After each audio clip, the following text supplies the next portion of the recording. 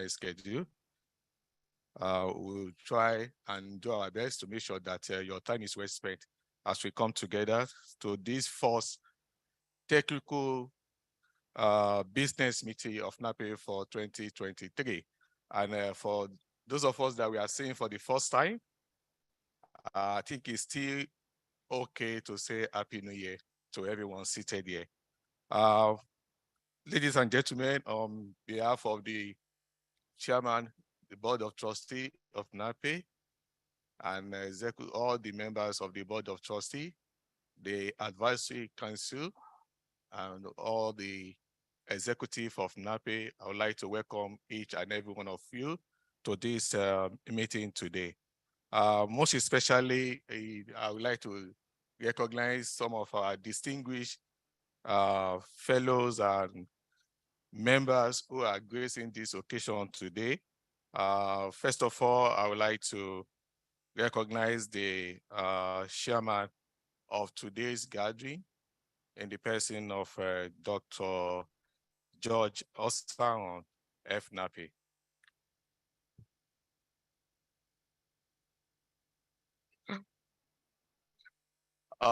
Also in our midst today, virtually, we also have Professor Adekoke, FNAPE.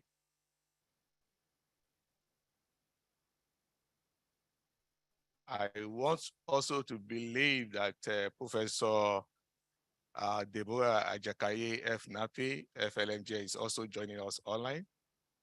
I'm sure if she's online, she's also duly recognized. Dr. Ebi Omoshola has told us that he will also be joining us online, FNAPE, so he's also duly recognized. Professor Sam Akonde, FNAPE, is also duly recognized today. And we also have Dr. The GG of Nigeria Geological Survey, also joining us virtually. You are also duly recognized as. And in the room also we have Mr. Tony Akosho, our own distinguished Tony Akosho, FNAPE. You are welcome. And we also have our own Dr. Duo Biton Abimbola. I think I saw him. Oh, yeah, you're also really welcome. Thank you very much.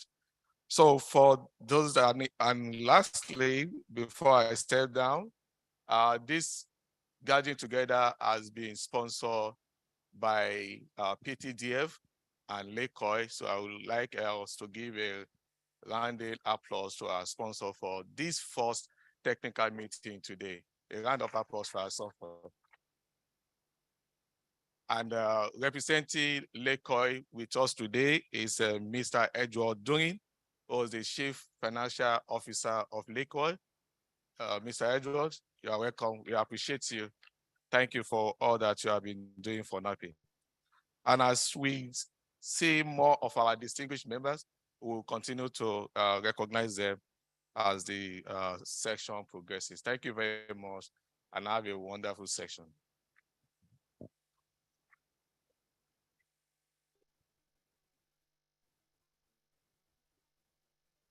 Thank you very much. May we now welcome the NAPE president to give a welcome remark.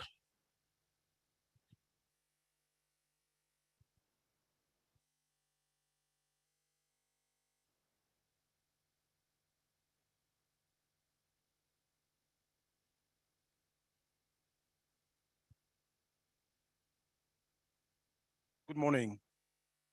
For the sake of time, I will stand on existing protocols set by the president-elect and just move on to welcome you all this morning to this first business and technical meeting of NAPE. It's a very special one as well, as the PE has mentioned, and we're thanking the sponsors and those who made time out both physically and virtually to join us this morning, most special of events this year. I want to thank all present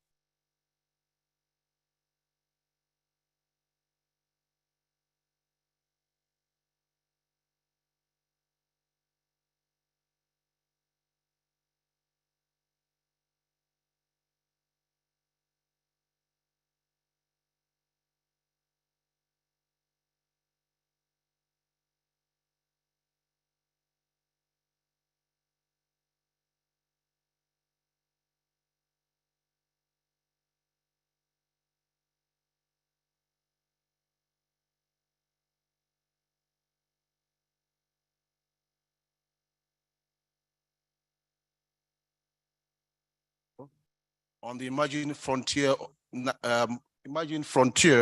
of Nigeria's Cretaceous reef basins, a pattern of progressive reef evolution and sequencing, sedimentation, and depositional field histories and prospectivity, a topic that is most timely in the light of recent pronouncements on successes in various parts of the country.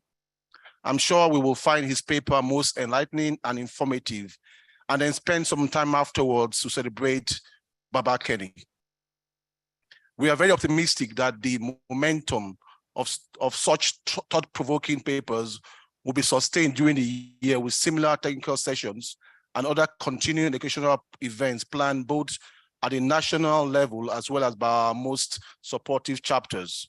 NAPE is grateful for the sponsorships provided for today's session by both the Petroleum Technology Development Fund, PTDF, as well as LECO Nigeria Limited. As we continue to benefit from the support of these and similar organizations, NAPE would also continue to seek areas of collaboration as we remain a veritable special purpose vehicle for corporate advocacy. Once again, I welcome you all to this session and thank you very much.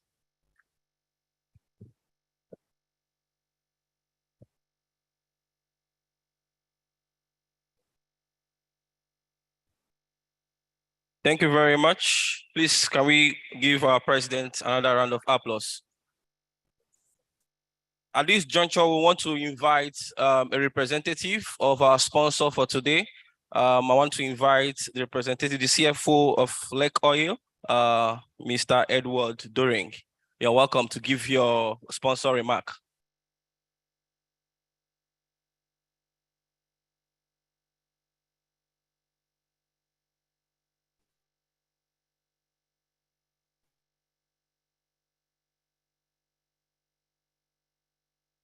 It's still good morning. Good morning, everyone. Stand on existing protocols. We're really honored in being part sponsor of this event. And obviously we're here to support our champions that has been made a significant impact to the Lake Oil organization. So definitely I'm glad to see Jocelyn do that with Lake Oil, but he's sharing, even at this stage, he's sharing his knowledge to the rest of his fellow scientists.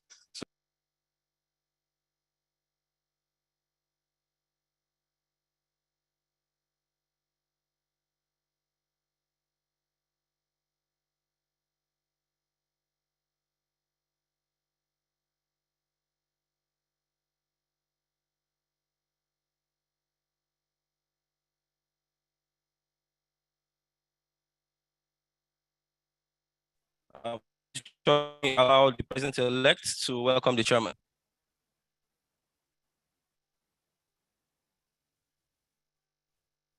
Okay, once again, good morning, and I think it's also important that I recognize our chairman of the occasion, Dr. George Osaron, who is going to introduce the speaker, but opportunity to recognize the wife of the speaker today.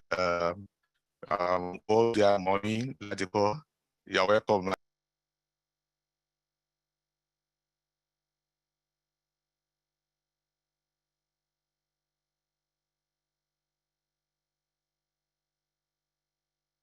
Oh, he's already here, sir. You're welcome, sir.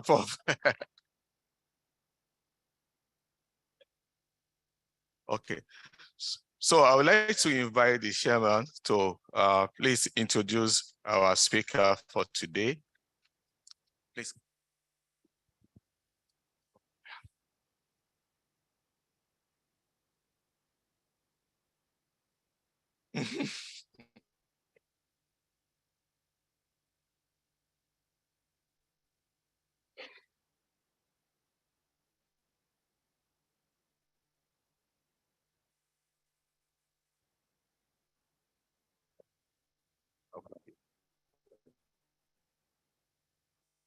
Good morning, ladies and gentlemen. Very happy to stand or sit on existing protocol. It's my pleasure to introduce an erudite scholar a man that has moved from one area of the industry to the other, from the academia to the industry, back to academia, now oscillating between the two. I mean, you just can't beat him. We're going to talk about his birthday later after the presentation. For one reason or the other, he chose to be born on the 27th, and I know why.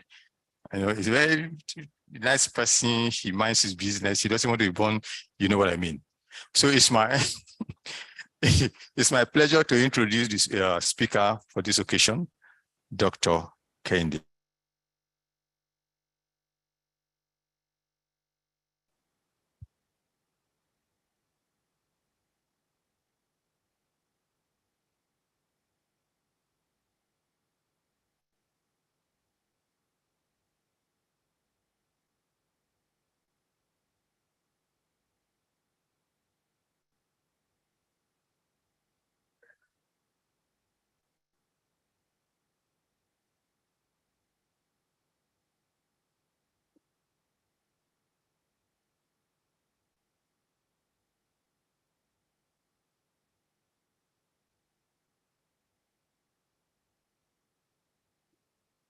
Hello? Is the okay.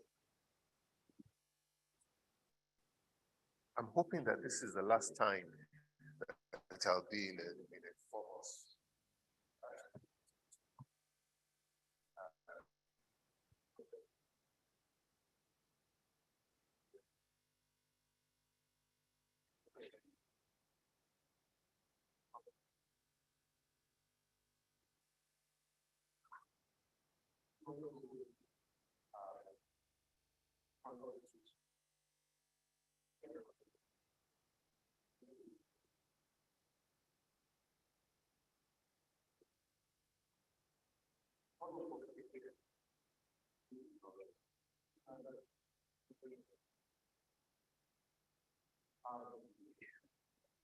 Responsibility to help drive that. And I hope that this opportunity given to me today is going to help drive particularly the younger ones here.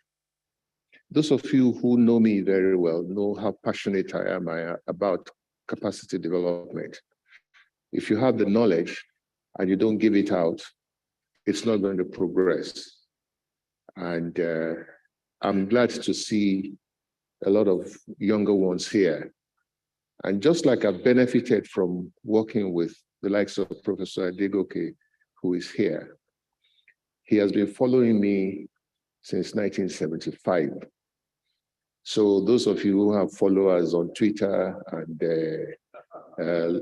Facebook, remember that there are people who have done this before. It's only in a new scheme.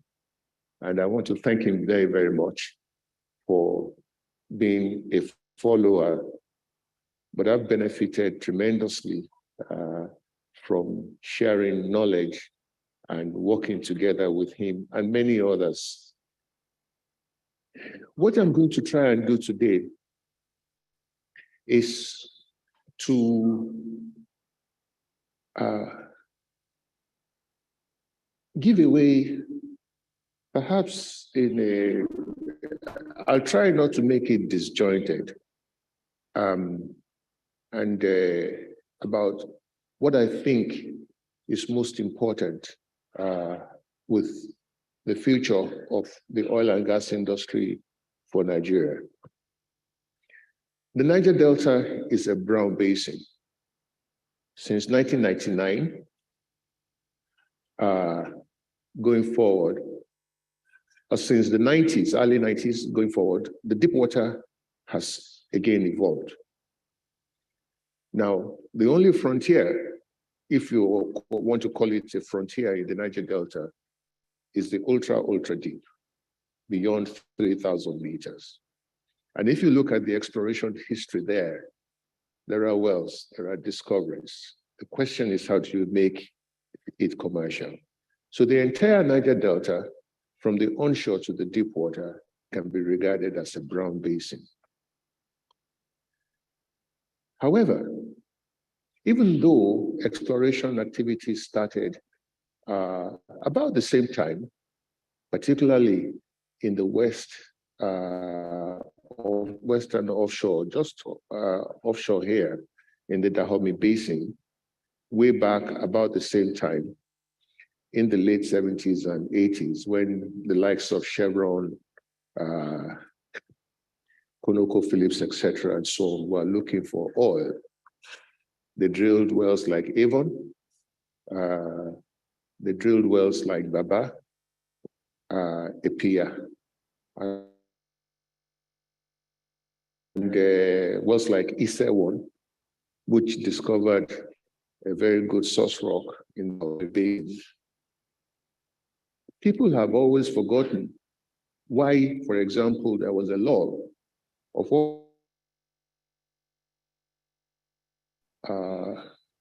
40, 45 years before any significant discovery was made in the Dahomey Basin.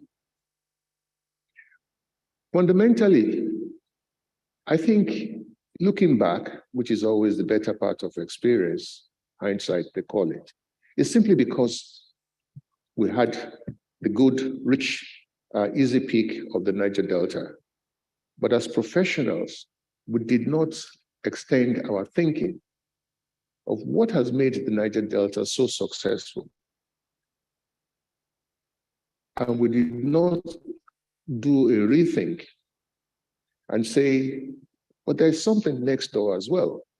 And that is the Dahomey Basin, which is part of the Benetrop that we are going to be looking at.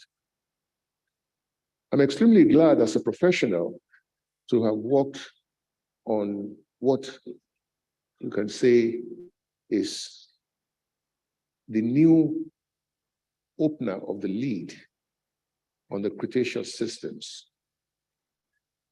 working along with my colleagues and peers in Ladipo in 2013. Three things made it possible. Data is one. Two,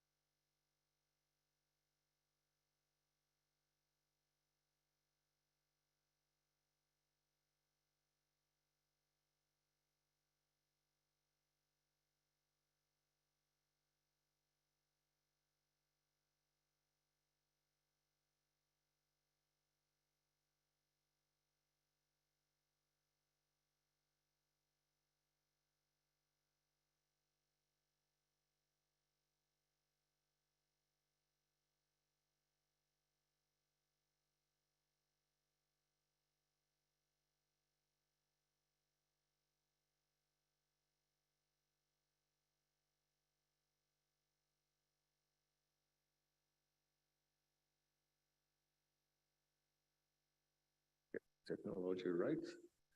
So the focus, therefore, for me, to be able to present it, I'll follow these outlines broadly. How the breakup of the continents started and how they evolved to form the rift basins along the Benue Trough. I'll also throw questions which I call unresolved issues along the way. We'll talk about the tectonics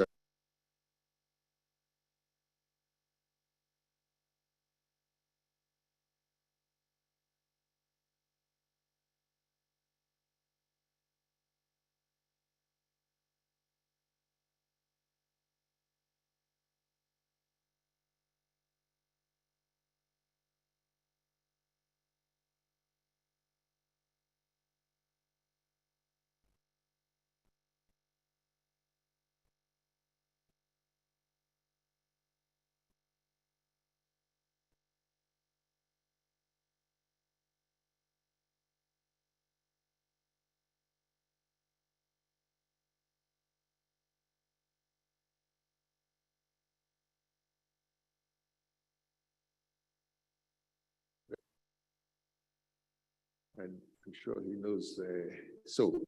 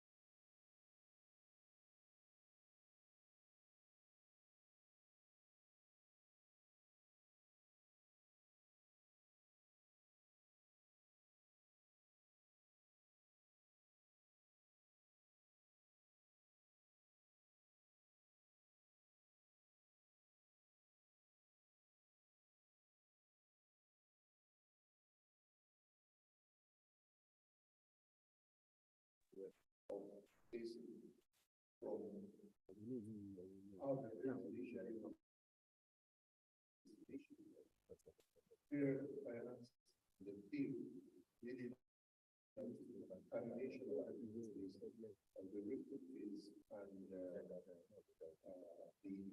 sad fields where you had the position on both sides.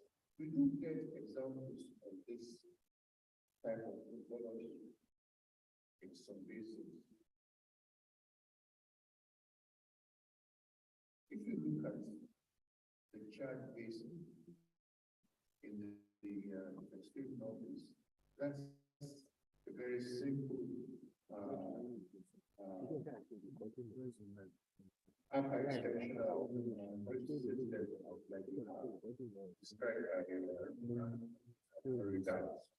however, one of the things that the work done by Ladipo guys have shown is that the relative geography and the development which is here is totally different. Here, we have what you call contributed relative gardens. Deeply from the northeast, sorry, the northwest towards the southeast. This is based on region and very new. In terms of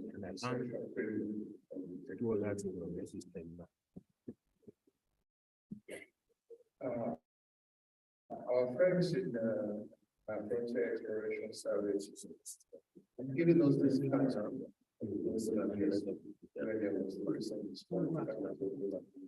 which is very similar to distributed dragons from the south. Basic up to north. I guess the Chad Basin is another enigma because the root geology there is that the tectonic origin of the Chad Basin is separated from what we see along the entire Levee Fault. It's something that we really need to understand. So, when we look at this in detail, you can actually map this tectonic lows, highs, has been associated with the secondary fracture zones in the Basin. So we're dealing with the sequencing that rifts development associated with the periodic movement, not just along the managed chain and channel, but secondary fracture levels and the separation continue over time. Again, this is where knowing and understanding of what we see is what, and perhaps what we see in the popular basin will help us understand what is happening in the middle game. So the morphology appears to be similar both in the south, west, and the northeast. Let me refer to my first point about the Creepy Falls, because the Calabar Flank area is adjacent to the Creepy Falls zone that we often overlook. Again, that movement may be responsible for the orthogonal fall directions, creating the Calabar sink and the Ekang sink. And remember, the orientation of this means a different timing of events compared to what we see in the Abakaliki and the Afipo syncline. Again, we need to understand and reinterpret the non-seismic geophysical data in this area to be able to explain it and date things in terms of their sequence, as it were. If you go to the Bida Basin, which has also yielded a lot of interest of recent, this is the work done by Dr. Lawoki of recent. He has tried to map out a framework of highs and lows from the Bida Basin. You see the same orientation of potential major fracture zones. And this is to the north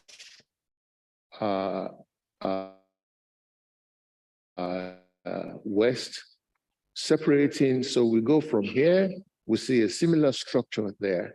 But what we don't understand yet is what has resulted in these orthogonal fractures. The Anambra Basin, sorry, I have to struggle to make sure I get the pointer working. The Anambra Basin has always been regarded as a platform. And during the Santonian folding episode, when you uplifted the Abakaliki anticlinorum, you had shed off from that anticlinorum in this sag basin. The problem here is that when did that sag actually occur? The work of Ojo around 1992 has tried to tell us what the stratigraphy and the paleogeography may have been around this area. We often talk about the Afipo syncline. The Afipo syncline is totally different from the Anambra area, which is a platform. And what you see is that you see stratigraphic overlaps from south east towards the northwest margin. That northwest margin of the Anambra Basin is not defined by the chain fracture zone, but one of the secondary fracture zones that I talked about earlier.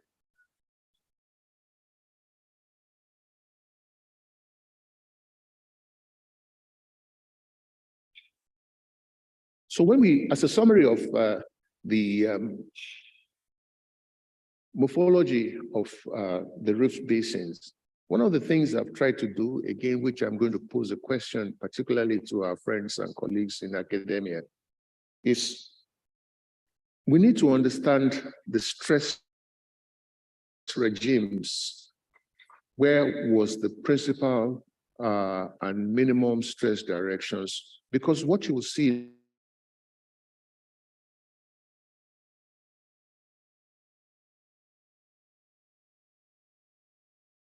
in the next couple of view graphs is the fact that highs and lows is different, which basin you are, and also in different parts of the basin. This is from the Dahomey Basin, and you'll see that there is a tectonic dip towards the southeast. The initial work done by Professor Adegoke and Dr. Moshola and Sam Coker tried to explain the regional tilt, but that was mainly towards the south. But now we know from 3D and corroborated by other geophysical evidences by Professor Yolabia and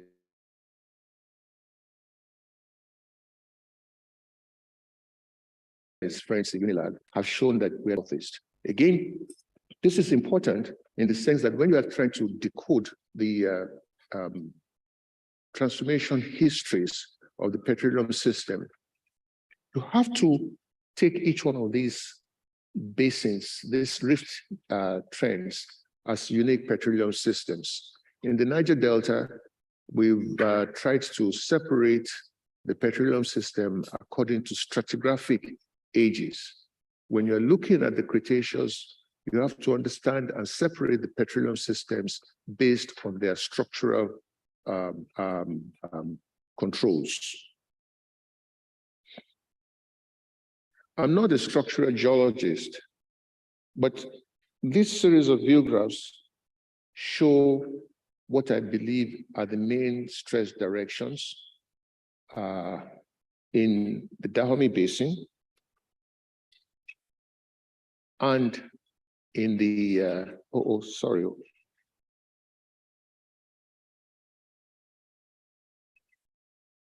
and in the Abakaliki High. This is based on the work of Ojo in 1977, and that's from our friends in Frontier Exploration Services from the Borno Basin. I put this here, but remember, I think the Borno Basin is a different kettle of fish. What we should have had used here, and hopefully we can get by dialoguing with them, is what is happening in the Gongola Basin, which I believe is the northeastern limits of the Benue Trough. We need to understand this stress directions, because as you see in the upper Cretaceous, the trapping configuration was because of the reactivation of these faults into the post-Cenomanian, into the Cenomanian and younger, which represents the key stratigraphic, one of the key stratigraphic intervals in the Dahomey Basin. The work of Edobae in 2018 has tried to put the key tectonic events and the sea level phases, into context in this figure, in this composite figure. And in each of the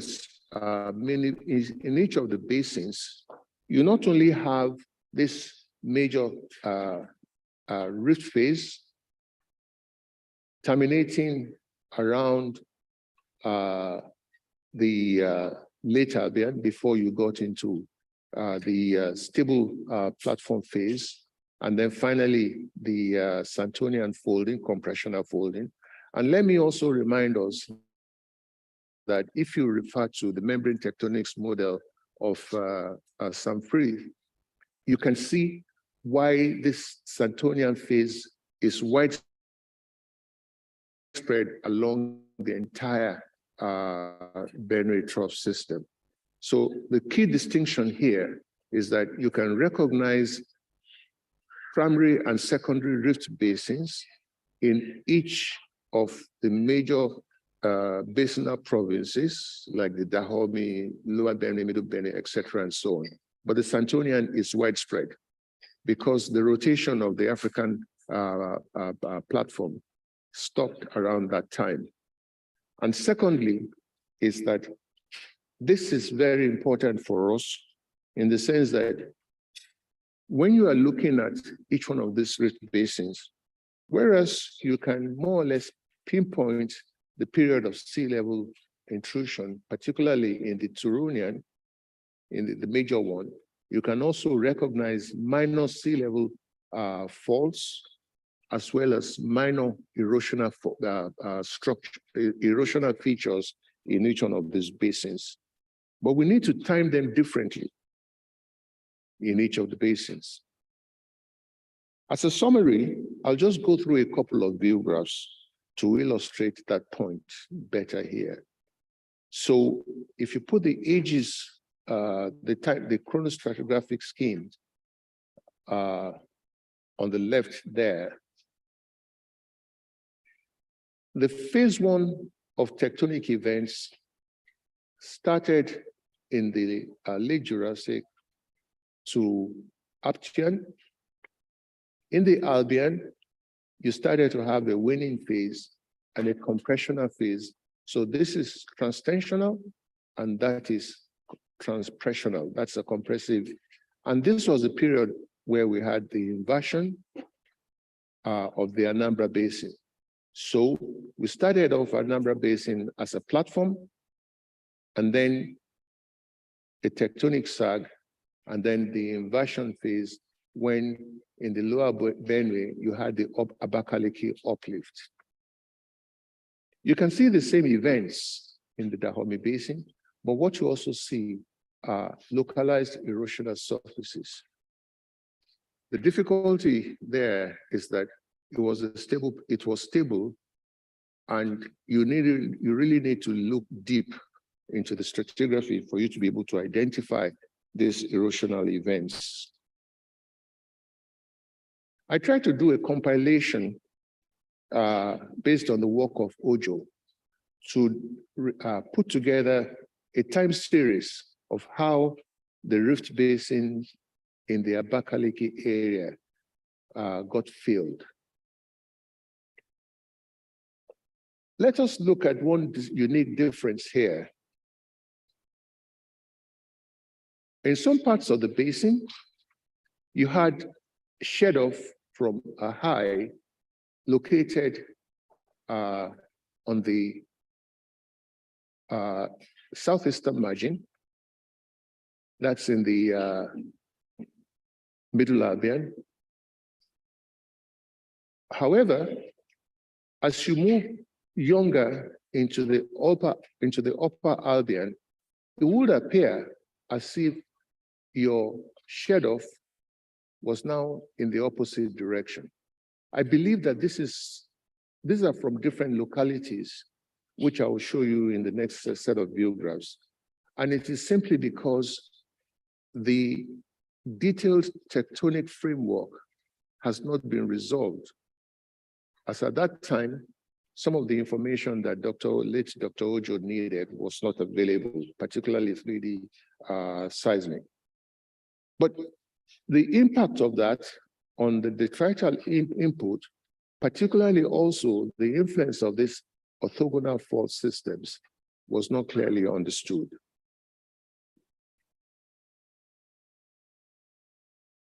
So, for example, at the very, very early phase of the opening, what you had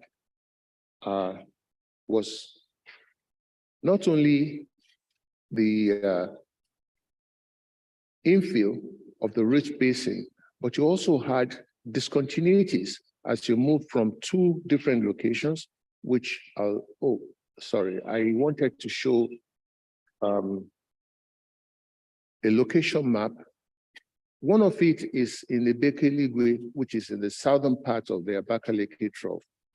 And the other one is slightly to the eastern margin of it. So you're moving from, shall we say, the central part of the Abakaliki Trough to the margin further to the east. And you'll see there that you had erosional activity and more or less a thicker sedimentary sequence in the central part of the basin. During the middle to upper Albion, you see a major erosive event. That erosive event, we also see it in the Dahomey Basin. And that controls very much the change in stratigraphic infill from the lower Cretaceous into the upper Cretaceous.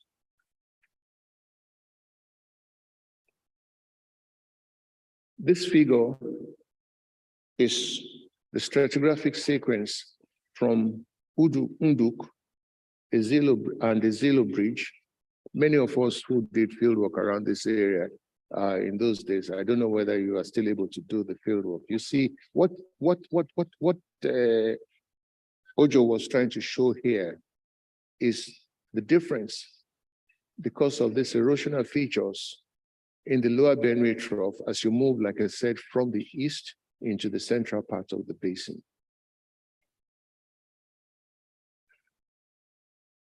That's the location map I was referring to. And if you put that in terms of the tectonostratigraphic framework in the southern, in the bottom right-hand corner there, you will see, you should be able to trace these events as relating to the cessation of tectonic phases and the erosional activities from the Benue Trough are different from the east to the central part of the basin. When you come to the Dahomey Basin, the stratigraphy is pretty similar in the sense that Ogo penetrated the lower Cretaceous, very late Jurassic into early Albian conglomerates. That is the major unconformity, what we call the lower Albian unconformity, separating the stable, the deposition on more like a stable platform after the waning of the rifting episodes. And you can do that correlation like a tram line as far as Benin Republic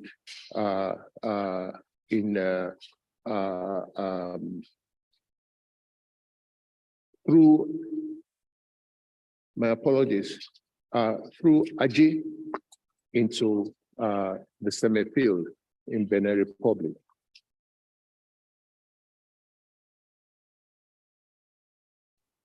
This figure, courtesy of our friends in Lake Oil, shows, my apologies, shows that Albian unconformity where you had this tectonic basement creating a high, a localized sand rift basin, another localized sand rift basin, that regional unconformity, which you see there, and the trend line upper Cretaceous sequence. So you see the same type of tectonostratigraphic sequence like we saw in the Calabar flank area, again repeated in the Dahomey Basin here. The Anambra Basin, as far as I know, I'm told, and I emphasize that word, I'm told that there's new 3D seismic in some parts of the Anambra Basin. Those who shot it have kept it into their pockets, which is understandable, but we hope that someday it will be available so that we can improve the understanding. Mr. Akinsho, you are shaking your head. Yes, they're still shooting. Well, you see, this is part of, these days we talk about, it's not just disinformation or misinformation, it's underinformation that we need to add to the story. Because when you read things in the newspapers now, you really have to sit back and ask yourself, you know, what am I reading? But one thing is clear. Subsurface data, which has been available in the Anambra Basin, has shown us for many years, these are very old wells. Ben Kelly showed that alluvial sediments in the eastern flank of the Abakaliki High, which is Aptian in age, going into the Sinomanian. And when you go to the extreme, to the other flank at Alawon, you see again alluvial sediments and deltaic sediments overlying it. The question that you have to ask is that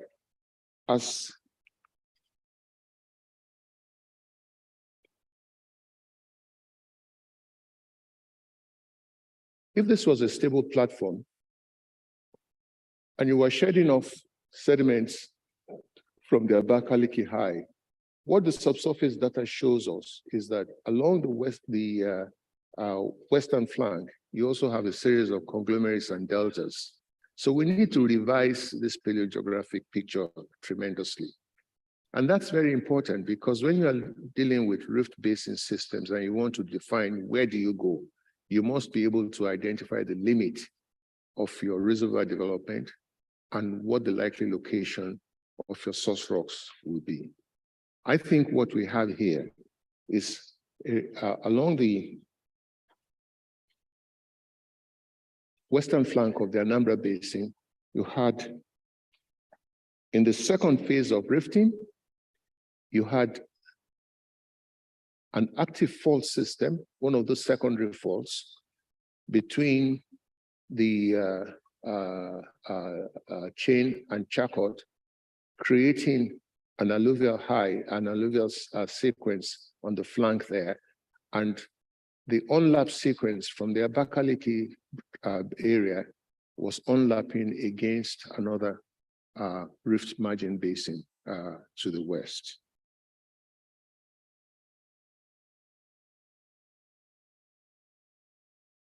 If you put the story together, I've tried to put this synopsis of what may be happening around the south, in the southern margin of the Benue Trough together, starting from the Dahomey Basin. You see this distributed rift geometries. What happens below the Anambra Basin is a little bit unknown, but this has been figured out from the gravity data and what the stratigraphy should look like. The tectonic ridge separating the Afipo syncline from the Abakaliki anticlinorum and the Calabar flank area. I think with more information being available, we should be able to improve on this tectonic model, as it were. The important thing here is that the orientation of these rift basins, you can see that these are essentially dipping towards a central, towards the west into a central low, and these are dipping essentially towards the east and southeast from the west. So the sediment transport directions are going to be different. And therefore, when you want to say where the likely reservoir fishes that you would deal with, they must be different.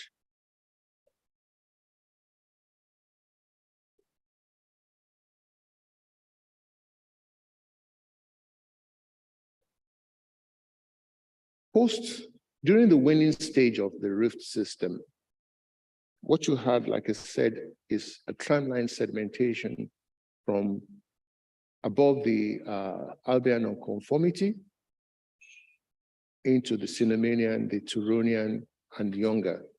And then you had the tertiary, the base of the tertiary creating a major erosional surface there.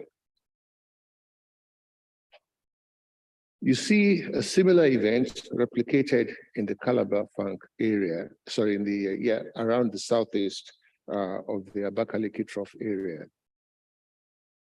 Now, I've talked about the Anambra Basin, but let me also now talk about the evolving model of the Bida Basin. There's a lot of interest in the Bida Basin right now. And again, if it is true information or not, I understand that there is acquisition about to start in the Bida Basin. What we need to understand now in the Bida Basin is what is the true structure of the basin. It's an orthogonal transform. It's an orthogonal feature at right angles in terms of orientation to the main Benue Trough. Remember, the Romanche, which should have bounded it to the western flank, did not continue into the basement.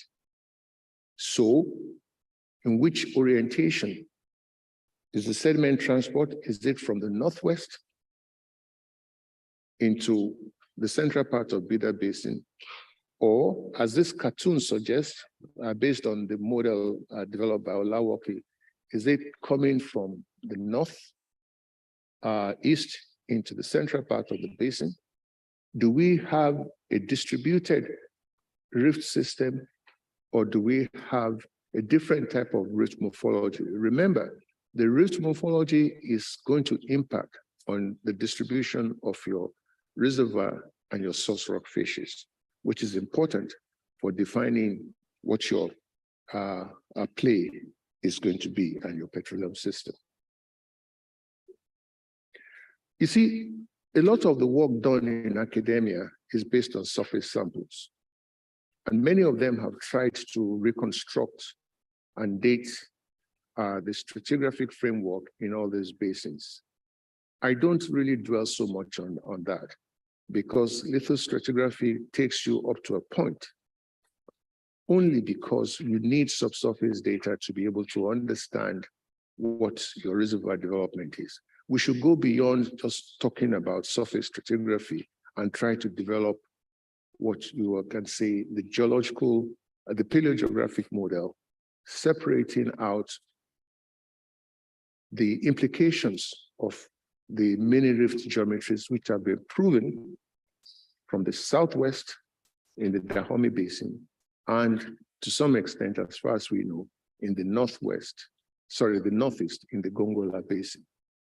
Having said that, some of our friends have tried to develop a stratigraphic framework, and I believe that the recent work should now help us to separate out the Chad Basin from the Gongola Basin, incorporating the subsurface data into that model.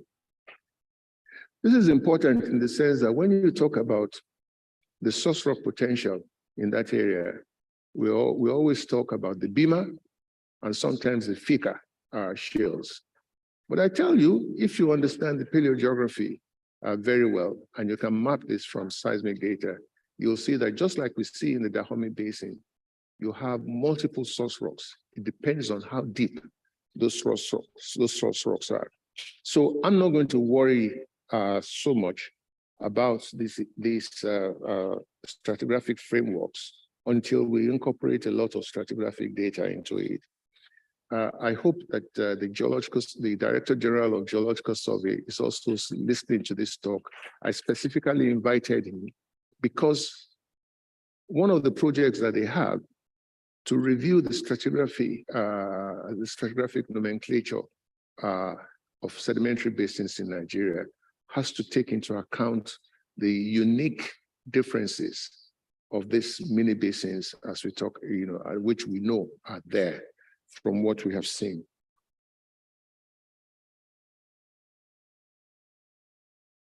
One of the major takeaways from what our friends from Frontier Exploration Services have shown us is that the compressional phase is well recorded in the stratigraphy of the Gongola Basin. And I'm sure that some of the discoveries were focused on these highs. What you will see, which I'll show you later on, is that what we know is that these are dominated by reactivation of the basement that created flower structures. And it's those flower structures, because of the intensity of the compressional phase, resulted in these anticlinal structures, which hopefully are the ones that are being targeted. The picture in the Dahomey Basin is slightly different. Whereas you also have reactivation of the basement faults into the upper Cretaceous during that Santonian compressional phase, what you had more was strike-slip motion, which resulted in very simple but very large folds, not as intense as what you see here in the Gongola Basin to the northeast. The paleogeography of the entire Benue Trough, which was developed by Ben Kelly and updated by Ejedawe, has really focused on essentially two things. We know that the margins are where you have shed-off of sediments, and we know the periods of sea level transgressions into the basin.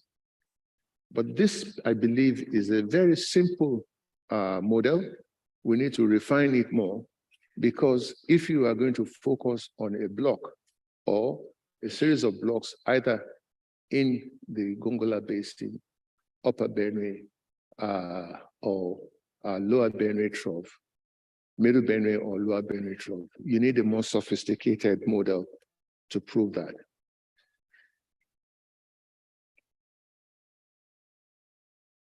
The discovery of Ogo has shown that the field history of rift basins as we can identify, as we've been able to prove with Ogo 1 and 2. Remember, Ogo 1 drilled and touched basement, and then pulled back, and there was a sidetrack into Ogo 2, which had that major discovery. So, oh, I'm sorry. You had a fault margin, and I'll show you a 3D seismic picture of that, where you had the alluvial fan systems, a delta evolving from the low angle flank, and your source rock facies in the center.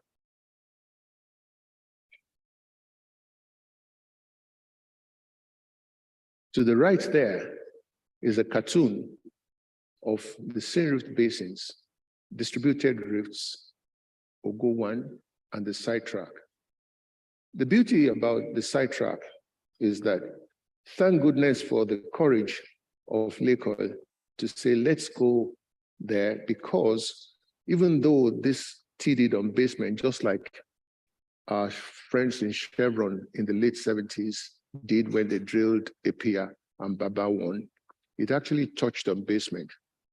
And they found traces of hydrocarbons, but they did not understand the structure of the basin to be able to take the bold decision and sidetrack Epia to see whether they are going to find, the big hydrocarbon pool next to it. And to the right there, to the right there, we even actually did an inversion study that shows exactly the same type of stratigraphic infill as you will see in a typical Richmond type low latitude rift basin. If you understand this, this should be the example of what we should be looking for right along the entire Benue Trough system. But we need to understand the orientation of the mini rift basins by looking at the stress fields to be able to say, where is the direction of sediment shed off? So the morphology of the basins, which will impact on sediment supply and directions, are going to be very important. Remember that we also, what the Dahomey Basin story has also showed us is that we call it a fill and spill model, because you start off by infilling one basin, you overstep that structural high, and you fill the next basin, you step up the next structural high. So you call it a fill and spill model. Again, it's a sequencing order, and minor time differences are involved. In the Upper Cretaceous,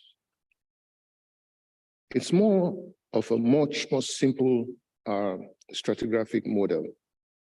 And this generic model of alluvial systems and shoreline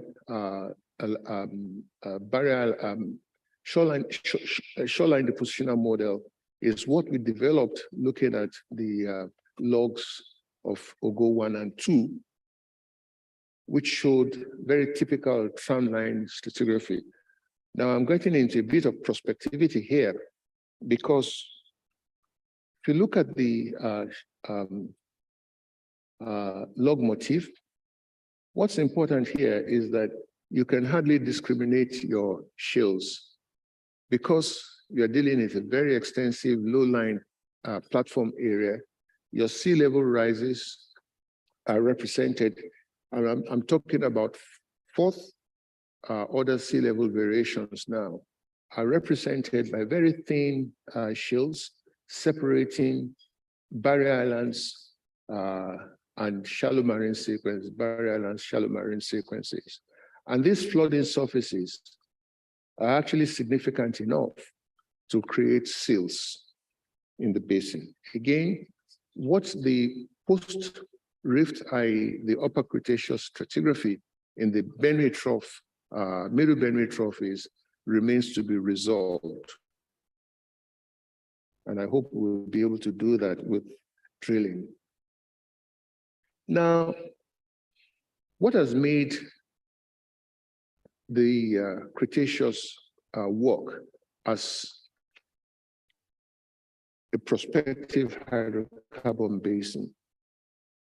We now have commercial discoveries in the Dahomey Basin, and hopefully in, pardon me, I shouldn't say hopefully, but don't mind me if I say that, because 90% of the people here in this hall and those listening are confused about what's exactly the Gongola Basin story is. But what we know is that it's a proven hydrocarbon system, and the resources there, and I didn't use the word result, the resources there are very significant, very, very significant.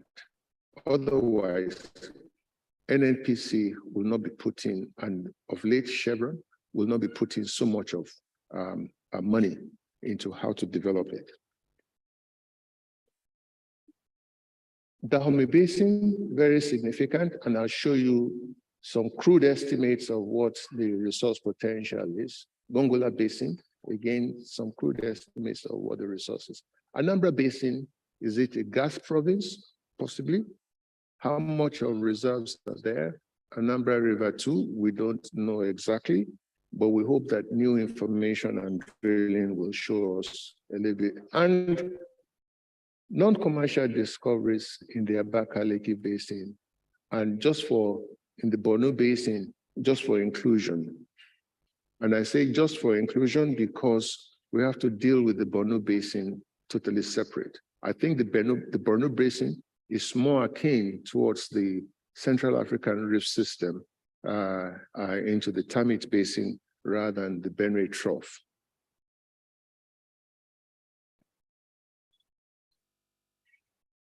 So for the middle Benue, the prospectivity is there because all the studies done so far in academia has shown that the potential for source rock is there.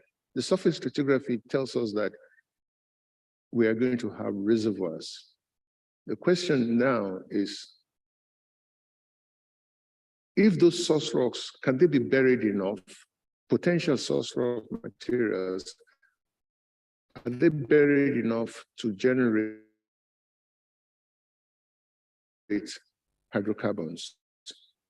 And where will they fill into? This is where, again, a conceptual thinking using a systematic approach of plea-based exploration will be very crucial to unravel what may be happening in here. We have analogs there, we have analogs there. I'll leave out the Anambra Basin because it's still an enigma. It's the SAG phase. It's not the active rift phase, which is our area of interest. Data is very, very important, which will enable you to be able to say, what are the play elements? Reservoir, source rock, the maturity history. Do we have analogs so that we can define what the risks are at the play level and what will be the potential? Because if you are going to put money into the basin, you need at best a very, very rough back of the envelope calculation of the potential resources. But what is important here now is that we've got analogs here. We know that a new thinking of the concept is critical for, was the key thing that opened up the Dahomey Basin, and the same thing in the Gongola Basin with Kolmani River. We know that there are wells in the lower Benue Trough. What we miss is this area. I'm taking this from the work of the compilation by Dr. Moshola and Dr. Ejedawe, showing us some of the information that is available or not available. With the recent information about new data acquisition from the Bida Basin, as well as in Nasarawa area, and the Sokoto Basin, we hope this picture is going to change.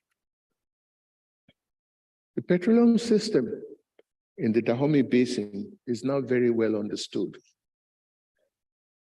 Sorry. Oh, there is, okay. This is the work of a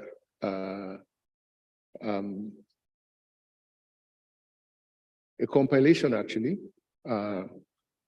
from the Dahomey Basin in general, the burial history model, and the event charts are created by Dr. James Adeoye and his colleagues, and showed us that our petroleum generation may have started sometime in the very later part of the Lower Cretaceous. I think the challenge with this is that a lot of this petroleum system chart has been based on ISE1. And I think because it was not published also from another more recent well in the 80s in the Dahomey Basin. When you look at the structure of the Dahomey Basin, you have potential you have very good reasons to suggest that it's not just a simple event chart that you need, but rather a more complex basin, mini basin by mini basin petroleum system analysis chart. But suffice it that this is good enough.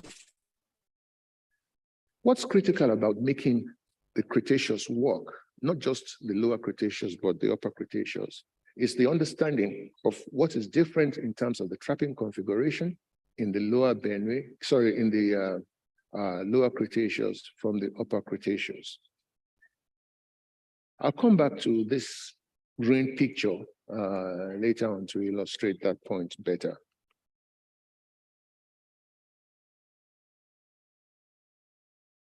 In the Lower Benue, in the Lower Cretaceous, you had multiple trapping configurations, on-lap against the basement high, fault-controlled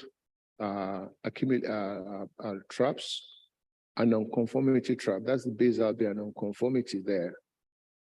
In the Upper Cretaceous, when you look at this, rollover, very, very broad rollover structures, we've been able to identify that they are just simply propagations of some of these faults into the Upper Cretaceous, which created this orientation of northeast, southwest, and another set of orthogonal fault directions. But what is important here is that you're not looking for rollover structures.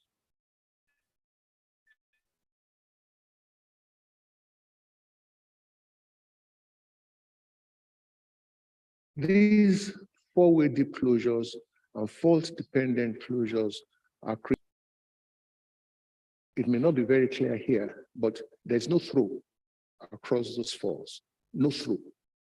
So the compressional Santonian folding is not one that involved vertical relief, but simply lateral shear. So when you're looking at your seismic data, please bear that in mind. That's another major story that we need to keep into context in this case. So our traps are as a result of lateral shear during the compressional transpensional phase of the Santonian folding event. Should this be what we should be looking for in the Middle Benue? Is this what we saw in the Gongola Basin? If you take your mind back into that single one-line seismic section from the Gongola Basin published by Frontier Exploration Services, we're not looking for vertical throw. The big difference here is that in the Northeast, the extent of that compressional folding was much more extreme than what you saw in the southwest in the Dahomey Basin, and you created flower structures. In the Dahomey Basin, you did not create any flower structures. I call these rollover folds. They're not flower structures. So that's a big difference. Why did the intensity of the Santonian folding, why was it different in the southwest compared to the northeast? Something to be resolved. So when you look at the trapping configurations in the Cenomania, Turonian, and back again into the Albian, what you see is a similar series of events. And then in the lower Cretaceous, of course, you have either stratigraphic onlap or erosional traps. So we now know the trapping configurations better. And what will be the implications of that? Oh, good. My apologies. The sequencing, as you try to review your view graphs, sometimes you forget about the proper sequencing, which is one of, I think it's deliberate, because that's one of my key messages, that we need to understand the sequencing of the rift geometries. The value of that contour is exactly the same here. I can see it better here. That's 9,000, and that's 8750, and that's 9,000. There's no through across those faults. So you have to think differently.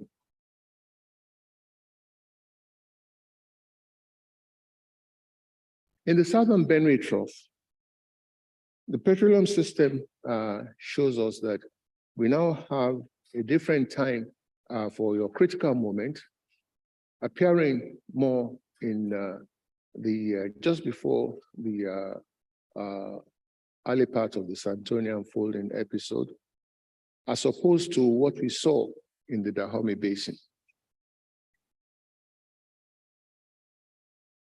In that southeastern part, in a study that I did together with Dr. Jadawe and Dr. Olawoki for Shell, when we were looking out for new potentials, and we also got a chance to review some of the Cretaceous in the southeastern part of the Niger Delta. And you saw, am I out of time? Oh, if I am, let me know. My wife tells me I talk too much sometimes, you know. So from the available data, I think this is 3D seismic. Muiwa is not here, I would have confirmed from him. You had thrust plays, thrust folds. Oh, sorry. Let me go back. And also, again, fault-dependent traps. Now, what's important here is that, again, you will see that when you go into seismic, your trapping configurations and what you should be looking for need to be updated with 3D seismic data that is available. Just a quick look at the petroleum system. We know that the source rock potential in the Anambra Basin, based on the work of Ekwezo and others, is the, what's the name of this shale that Prof used to?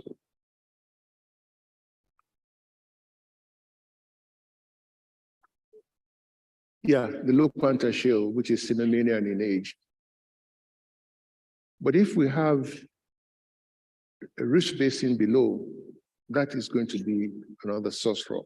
It's the migration pathway that we need to understand, which again calls for long cable seismic data that can image even below what we've seen in the Anambra Basin.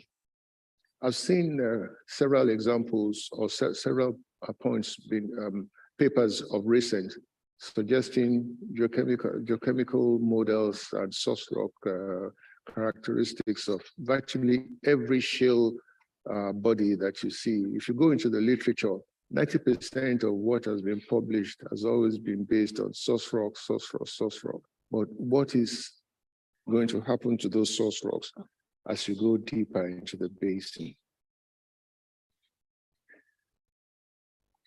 So,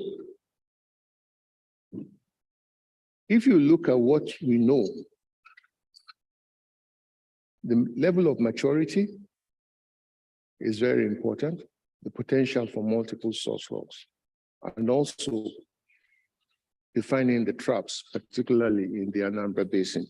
If it is a SAG basin, then you don't look for structural features, either fault-bounded or shear. The best that you can look out for are shear features related, just like we've seen in the Anambra Basin and possibly also in the Gongola Basin. I'm not going to talk about the Bida Basin. I'll leave that till when we get the new data from the acquisition being planned by NNPC Limited currently. I believe I'm right in that. But what is important here is that, again, the stratigraphy has been rewritten and rewritten, including myself, because I started working in the Bida Basin in the 80s. And now I'm confused about what the stratigraphy is. I will leave that till when we acquire seismic data. We have enough knowledge now to create a paleogeographic picture from surface outcrop into the subsurface. So in the next few years, if we get the collaboration right, I hope that we can improve our knowledge, particularly do a lot more PhD work by our students. Let's leave out this Sokoto Basin. It's another enigma that I don't understand whatsoever. Because if the aeromagnetic and gravity data suggests that your basin is not anything deeper than 1 or 2 kilometers, the potential for enough temperature to cook the source rocks is very, very limited. And there again, is it a SAG basin or is it a tectonic basin? In the Gongola Basin, excellent work, because it's a bit disjointed, but now we know the event timing of when generation happened. But the risk here is that it's almost at the same time as the timing of inversion. Whether it is the Fika or from the Bima, which is deeper and has potential, it doesn't really matter. You have multiple source rocks just like you have in the Southeastern Dahomey Basin. A quick question here is the timing versus the structuration and the seal capacity of any structure that you find. Again, we are waiting for answers.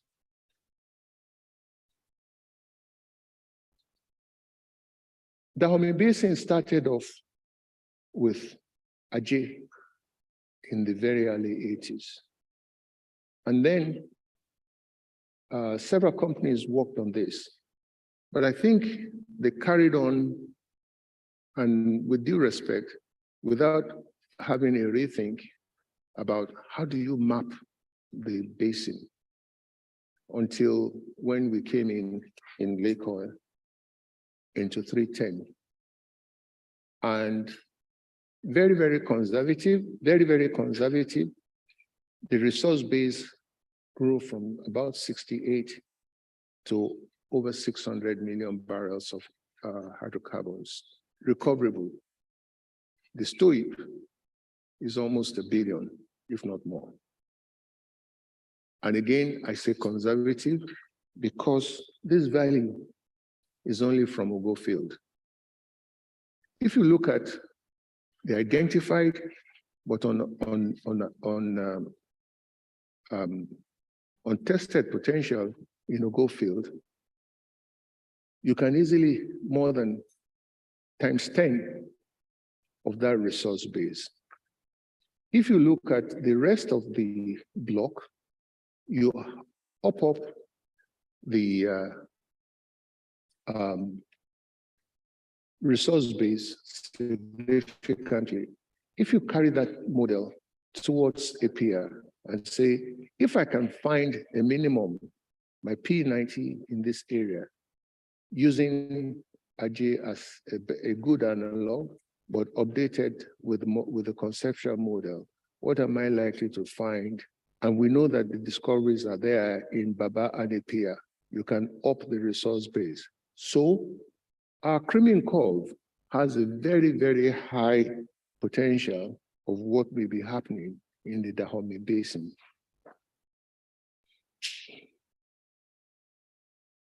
Let's step to the northwest, where it's been reported, and I hope I can say this openly now that we know that Kolmani River, the estimated resources is about 1 billion barrels of oil and about 5 of gas. Now,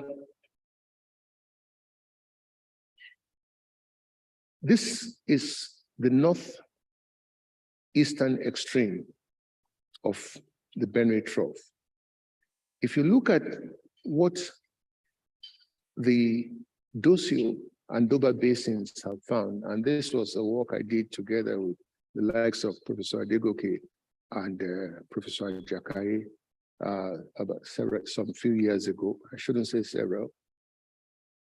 These are several hundred million to 1 billion barrel fields. And my question is, are we having an analogous trend related to the Central African Reef System, or why do we have such similarity in resource potential? Now, again, this is something which I hope that we can resolve with the new data that is available. One of the big game changers in the Niger Delta is the fact that we had what we call a regional line H, which was shot from the Anambra Basin straight into the deep water in the Niger Delta. And that significantly changed the thinking. And we started now looking for deep plays, and we now came back from offshore into the onshore. This was all data that we had to reinterpret. I remember having working sessions and standing against the whole big wall in Houston with the likes of Dr. Ejadawe, Mr. Dioba, Chike Onyejekwe, and looking at this line and trying to develop models there. So my suggestion will be that let's not just localize our data acquisition. Let's make it as extensive as possible, because that's going to unravel what lies underneath. And you cannot understand the place system unless you know unless you are able to touch the basement. That is again another major thing that happened in the Dahomey Basin.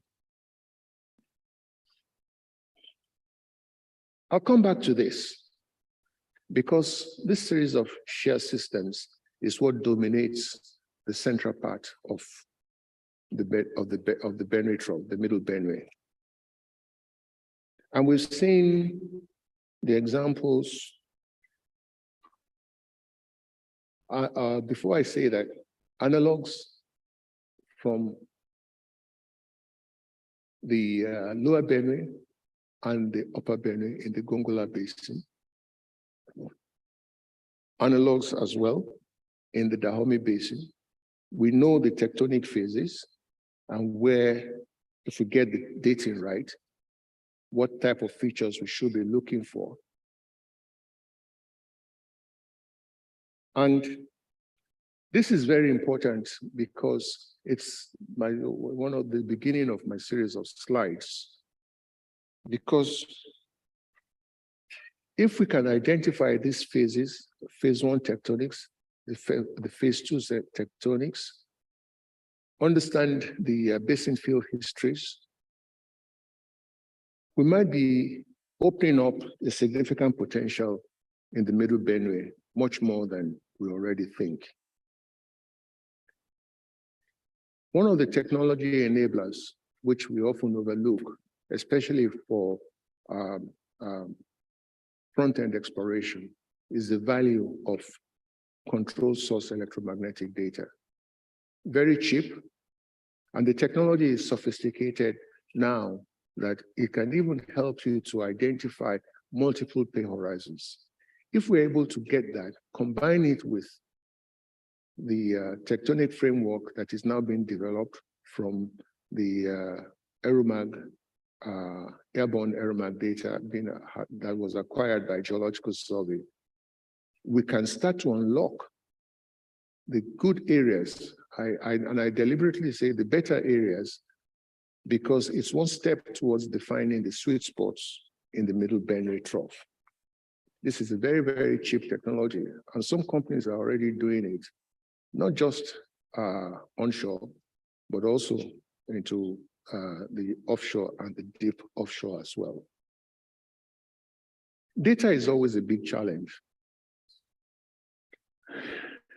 And we need to open up access to whatever subsurface data is available, either from NNPC Limited, the technology arm of the NUPRC now, because they have a research lab, a research center in their old Lagos building there. And I'm asking myself, you have a major big data repository there. People have to pay to access the data if they can get it. I'm yet to see any company that has, but let's make this information available, particularly to the academia. Managing the data management is very, very important, but it's important in the sense that you need an integrated approach to be able to model the petroleum systems. And it's a capital, it's a plural, because you might be dealing with multiple petroleum systems and not just one. The commercial people, like the CFO of Lake Oil understands, you have to get the fiscal regime right, but you need some basic data to be able to advise him to say, this is how much of money we think this is going to cost us. 50-50 estimates, no matter how broad the range is. We need to focus on the technologies that we can deploy at the moment, encourage skills acquisition and knowledge sharing, because that integrated workflow will be a very, very key enabler when we are looking at the Middle Benue, which is a very, very green basin, as it were. I'm not going to go through this wordy view graph, but those of you who are interested can read through this to say, what are the many unknowns? What information do we have recently, of recent, that we can improve upon? And how do we do it? I want to say as a closing remark that the effort by government under the PIA allocating significant pot of money to the inland basins is a major step in the right direction. But I would also want to add very, very quickly and very, very strongly that that information needs to be shared. Even if you want to make it a coded project like we are seeing currently, it doesn't mean that you can't share it. You just manage that information. All companies do it. All companies do it. And that's the approach that we should take. But if you keep everybody guessing, as we've seen on many of our platforms, then we have a serious problem of credibility. And it's going to stop investors. I'm not here to disparage anybody. No, I'm just saying this openly because if you're going to unlock the potential in the middle Benue Trough, which we have seen from the analogs in the Southwest and in the Northeast, and the branch off into the Yola and Duba Dosio basins. We cannot afford not to open up. We cannot afford to be silos. The PTDF, one of the sponsors of these events, has been very keen on supporting academia to work on petroleum systems of basins. I've been involved in several of such projects. The Nigerian Geological Survey has a rich repository of information. Industry has, again, another rich repository of information, but none of those three groups are talking to each other. If you are going to open up the entire middle Benue Trough, following up without having to wait for 40 years, 40, 50 years like you did in the Dahomey Basin, we need to make a different approach so we'll be able to achieve that step change. Let me appreciate NAPE for giving me the opportunity to give this very broad brush talk. I don't know whether I'm a professional exploration finder or I'm a teacher. I don't know which one I belong to. But I thought the next one was going to be University of Ilorin, because that's where my career started. And Professor Adegoke started following me since 1976, when I used to be auditing his lectures at the University of Ilorin. And online, some of the students there have decided to remember me as one of those that made them be what they are. And I thank you for showing up virtually today. And that has continued up to recent from the Center of Excellence. So yeah, I think it's because I didn't know which one of the academia logos I should put in there. I appreciate Lake Oil because Lake Oil has made a step change for the entire Cretaceous systems. And the release of the information that they have is something that we need to appreciate them for. PTDF, I'll encourage you, between yourselves, the Nigerian Geological Service, the NUPRC, Frontier Exploration Services, we need to start working together. And I think, I don't want to suggest, but there's a repository of information and knowledge and sponsorship arising from what the work of PTDF. Shell, where I spent 22 years of my career, and also they involved me in several of the projects. Again, re-engineering some of the geological thinking that I've carried over the years. Mr. Tony Akinshu, the chief editor of Africa Oil and Gas. I think you are severely underrated, but I'll thank you openly for making my life difficult, because you got me into this challenging situation where I had to cut short my vacation and came back into the country yesterday afternoon. I hope I've not been so disjointed in this talk. And for all my professional colleagues as geoscientists, I use that logo which I cut out from NMGS logo to say thank you to all of you for the very interesting discussions over the last almost getting to 48 to 50 years of my career. And I hope I will still be around if my seniors are around until they are almost 90. I wish to be around as well, if not to contribute, but just to listen. Thank you very much. Oh, before I say thank you. Yeah, you see, my family has been very, very supportive. And I thank my wife, Mrs. Ladipo, for being there, for taking the shocks.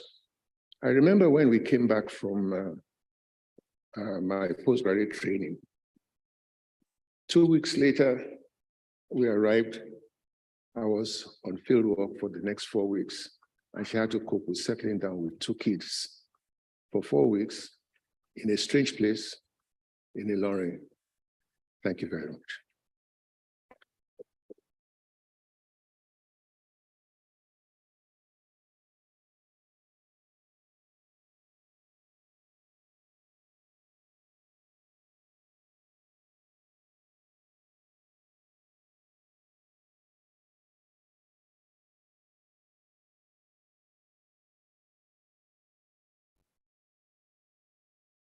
Did I?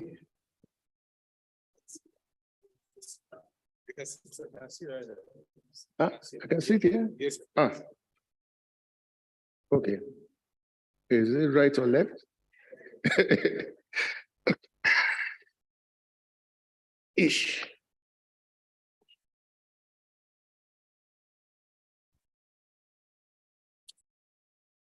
In the NAPE style, I don't know whether that was an innovation. We think we should have something better than that. Please. That was a fantastic one. Another round of ovation, please. Thank you very much. Thank you very much. Thank you very much. Thank you. Thank you. The man is not going anywhere. He thinks at 70, he's now done, then he will just be listening, he's wasting his time. We are going to get him to do a lot more for the oil and gas industry and for the academia. So I'm going to give a quick summary of what he has said. I hope I'll be able to do that. Then we call for questions. I'm going to have 5 questions, 3 from here and 2 online, if you don't mind. So let me quickly go through what he has said, which I know I will do a very bad job of.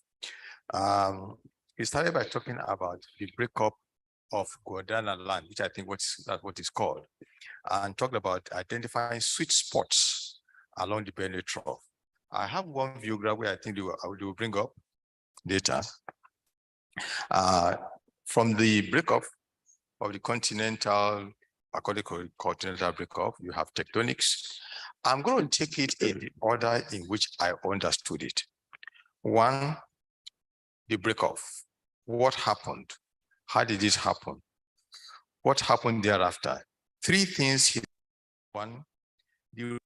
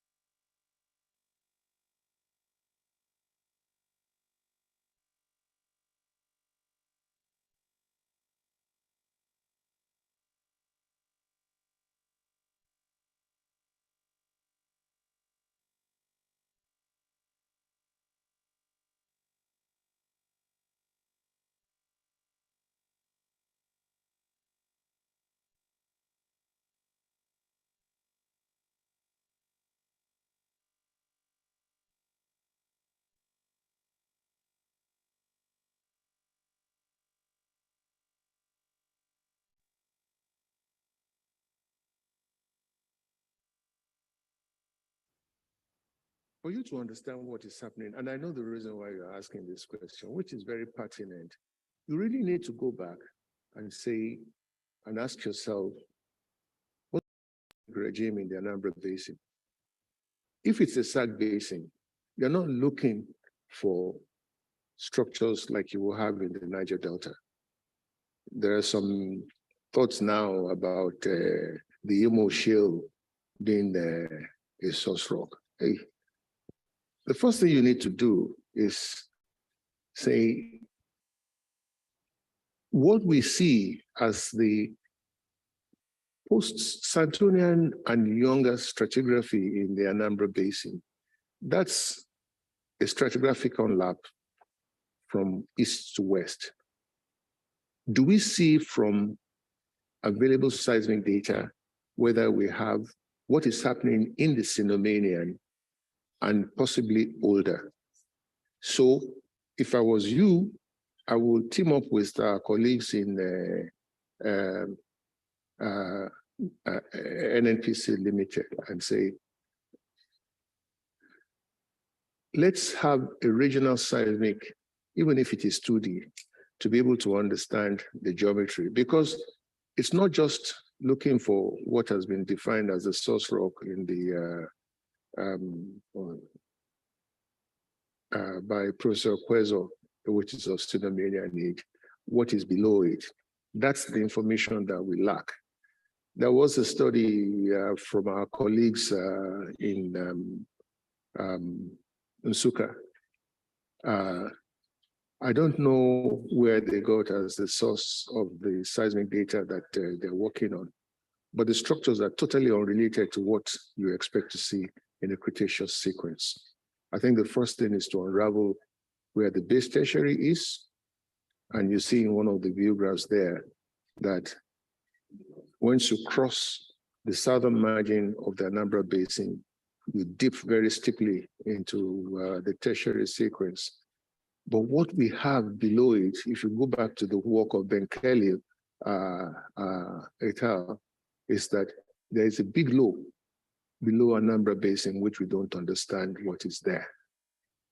So, yeah, it's such a very big basin and the potential is there, but we don't understand it very much yet.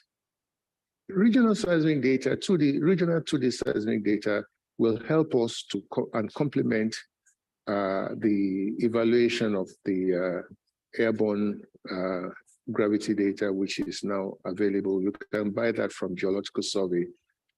I will interpret it for you for a fee. You know, I'm a consultant now and I have to live on some of these things. I don't have a job anymore. But, you know, yeah, you need to look at the big picture. I think for us to understand the prospectivity, including some of the areas that you might want to show interest in, will involve having you to look back at the deeper stratigraphy, the deeper sequences below your block. Thank you. One more. I don't know whether you want to. No, I will stand up here. One more question, please. I know. Yeah, thank you very much, sir. I work for Sapetro. My name is Irewole. I would like to ask two questions. Apology for that. One is back to the source rock. We've seen, you know, the Cretaceous source rock, but I've not personally, you know, seen, or there have been talks about that, about tertiary source rock in the Darwin Basin. I don't know if you can comment on that. The second question has to do with most of these sands, you know, in the Darwin Basin. You know, by the time you look at the Turonian sands, where we normally just you know, find oil, especially in Seme, where, you know, I worked extensively.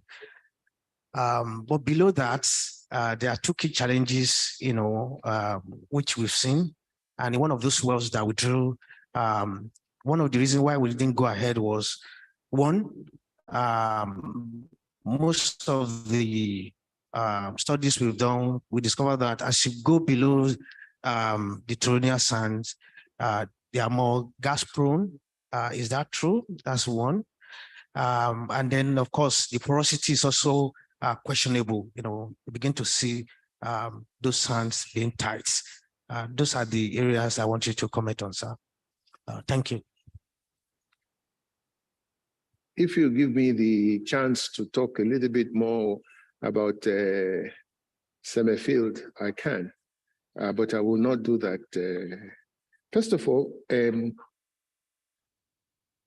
not going to have tertiary source rocks because, yes, the base tertiary unconformity is present, but remember, you're still shallow in Seme and across the Nigerian segment of the Benue Trough. However, if you go towards the southeast, towards the Okitipupa High, where you expect to see the deepest stratigraphy, even tertiary source rocks can generate hydrocarbons. But you need to look at that with in the context of the timing of the event. Since we know that the Turonian is also a very good source rock, it's also a very effective regional seal as well. So the timing of the events, if you are deep enough in the basin for the tertiary to be within the oil window, is there. Whether it's going to contribute to your hydrocarbon resources is there. Summerfield is located in the very proximal part of the Dahomey Basin, very close to the basement. And what you have in Summerfield is more of proximal braided river sequences, as opposed to when you're in the central part of the Dahomey Basin, going further to the south, and even now going further to the southeast, where you have deeper stratigraphy. So, indeed, you have reservoirs in the below the Turonian. The question there in Summerfield will be, do you have an effective trap? And if I remember very, very, very closely, I remember that knowledge and information keeps on changing. You know, what we know now is better than what the studies are in those days. I think the hydrocarbons in those sands that you're talking about being gas prone in the Summerfield, you need to look at the geochemistry. Are they early generation thermogenic gas? If they're not, then you must be looking for a deeper kitchen. The problem that we don't tend to take into consideration yet in the Dahomey Basin is a question of long distance migration. Let me extend your question further up north, because the tar sands just up north of Summerfield and the likes of Avon, Issa, etc., and so on, which fringes the entire Ondo State and parts of Edo State, in my mind, are very early hydrocarbons which have been biodegraded. Okay, the source rocks for those biodegraded oils is probably different, I say, from what we see as the kitchen for the current fields in the Dahomey Basin, and different as well from Summerfield, which is why I say you need to do some geochemical studies. And there are companies that can do that for you very easily.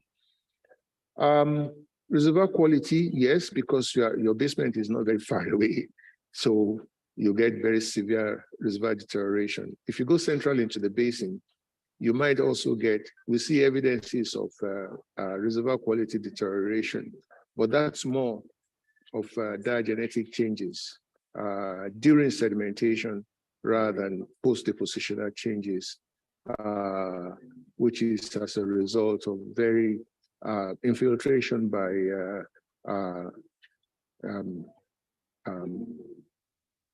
underground fluids, reducing the reservoir quality as you see in Seme field.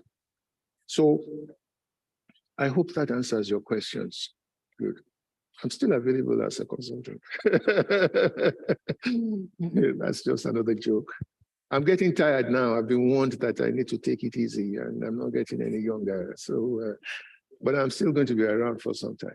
Yeah, you can retire, but you cannot retire. It's not possible. Thank you. Okay, can we have the questions from the people online? Okay. The first one is an appreciation from Dr. Muyiwa Olawoki, FNAPE.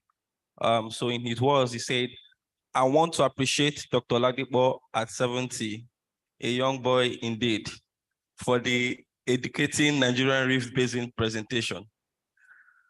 Then the second one is a question from Mr. Eze Martin, and he says, thanks, Baba Kenny, for the wonderful presentation. Why is stress-field reconstruction so important in energy resource exploration and development in the Cretaceous basins, particularly in the Dahomey Basin?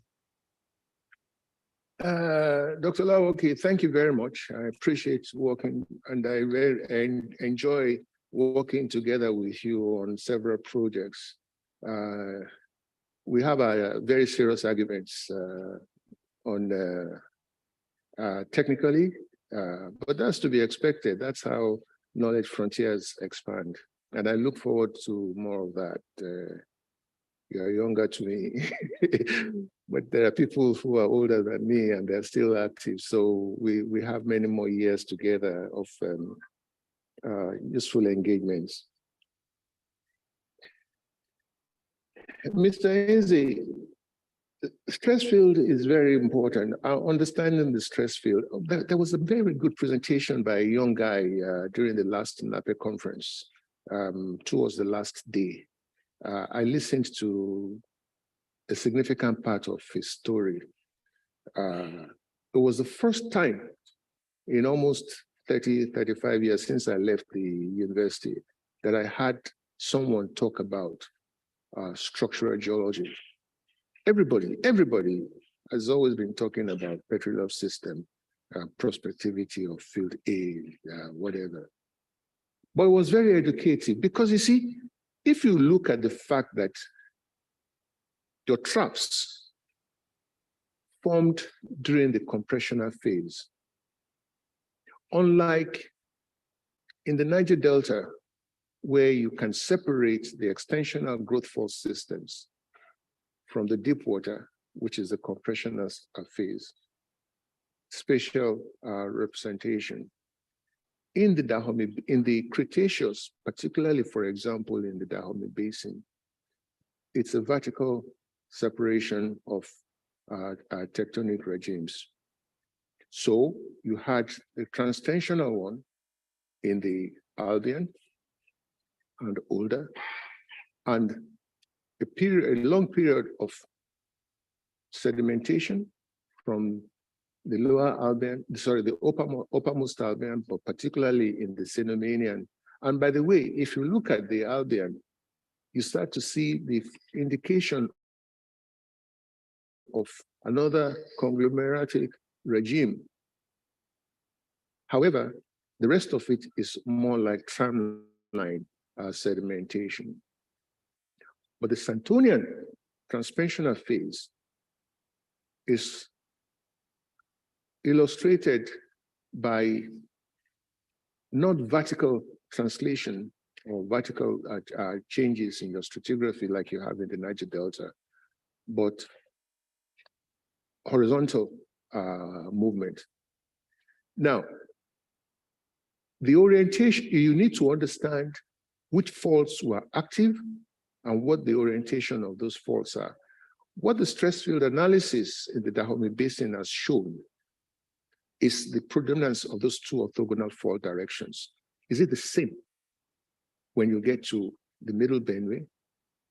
Because when you look at the Abakaliki Basin, the work done by Kingsley Ocho in the 90s, and we can update that now if we have access to the data, to seismic data, particularly 3D seismic data, we will know that the stress regimes and the orientation of the minimum, maximum, and median stress fields will determine sediment input directions, will also determine which faults and in which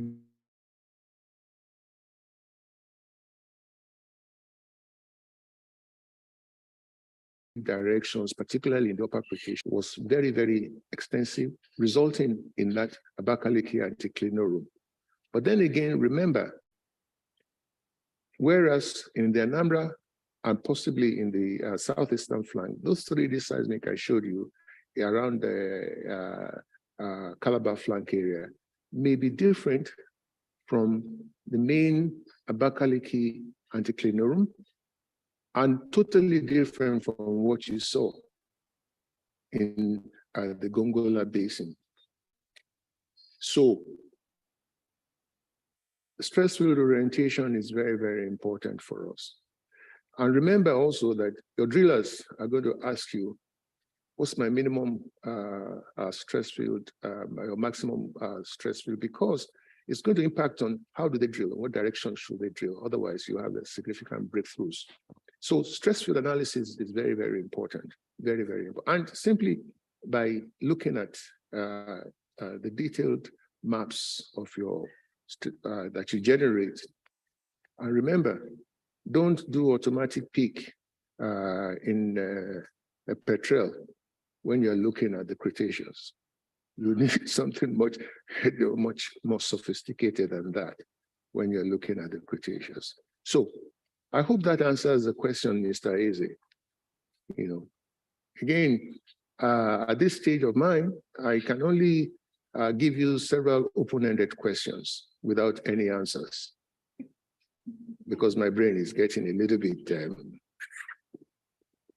thank you.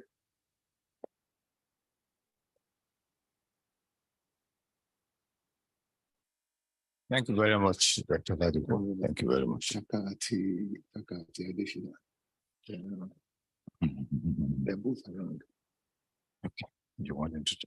No, just to recognize them, particularly Taka.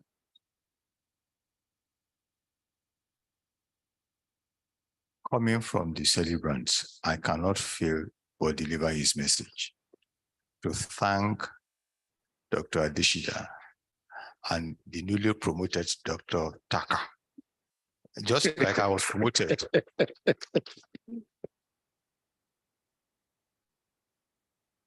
He's no more a nurse like me, he's a doctor. Okay, I think that is where we come to the end of this part of the program. I'm just going to step down for the president himself. Presido, thank you, sir.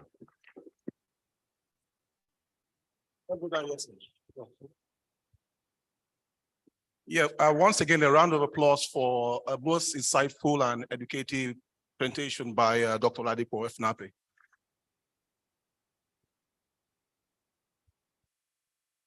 I think in future, NAPE should become a university so that when you leave here, we'll all be doctors and PhD holders and BSc professionals. But thank you very much, Dr. Ladipo, for this. As is customary for NAPE, we also want to recognize you with a gift. Thank you very much. I'll be you.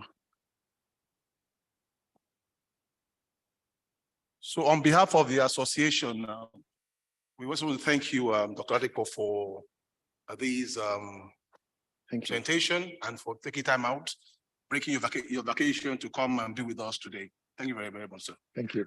Thank you. Thank you.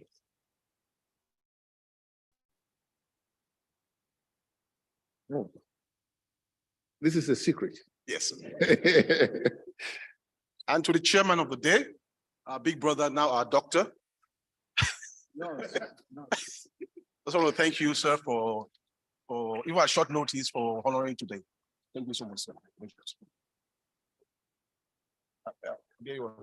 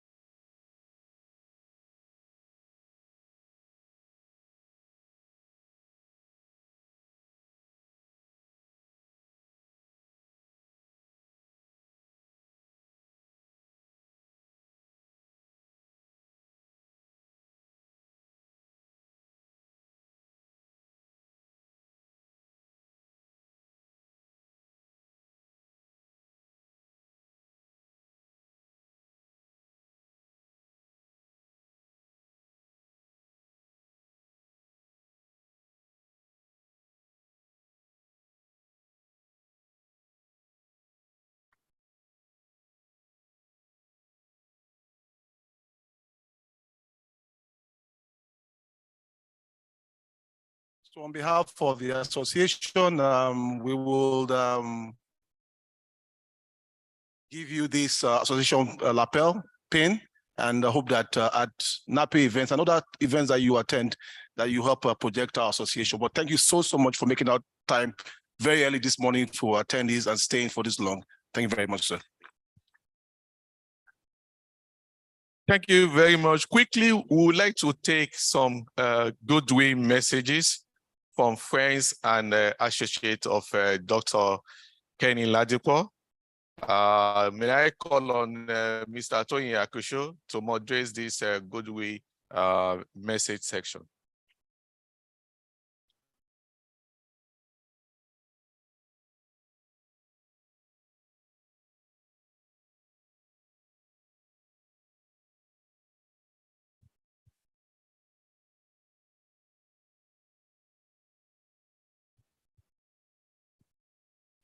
Professor Adegoke, all other protocols observed. Yeah, I mean, his old age in Africa experience, old age, competence.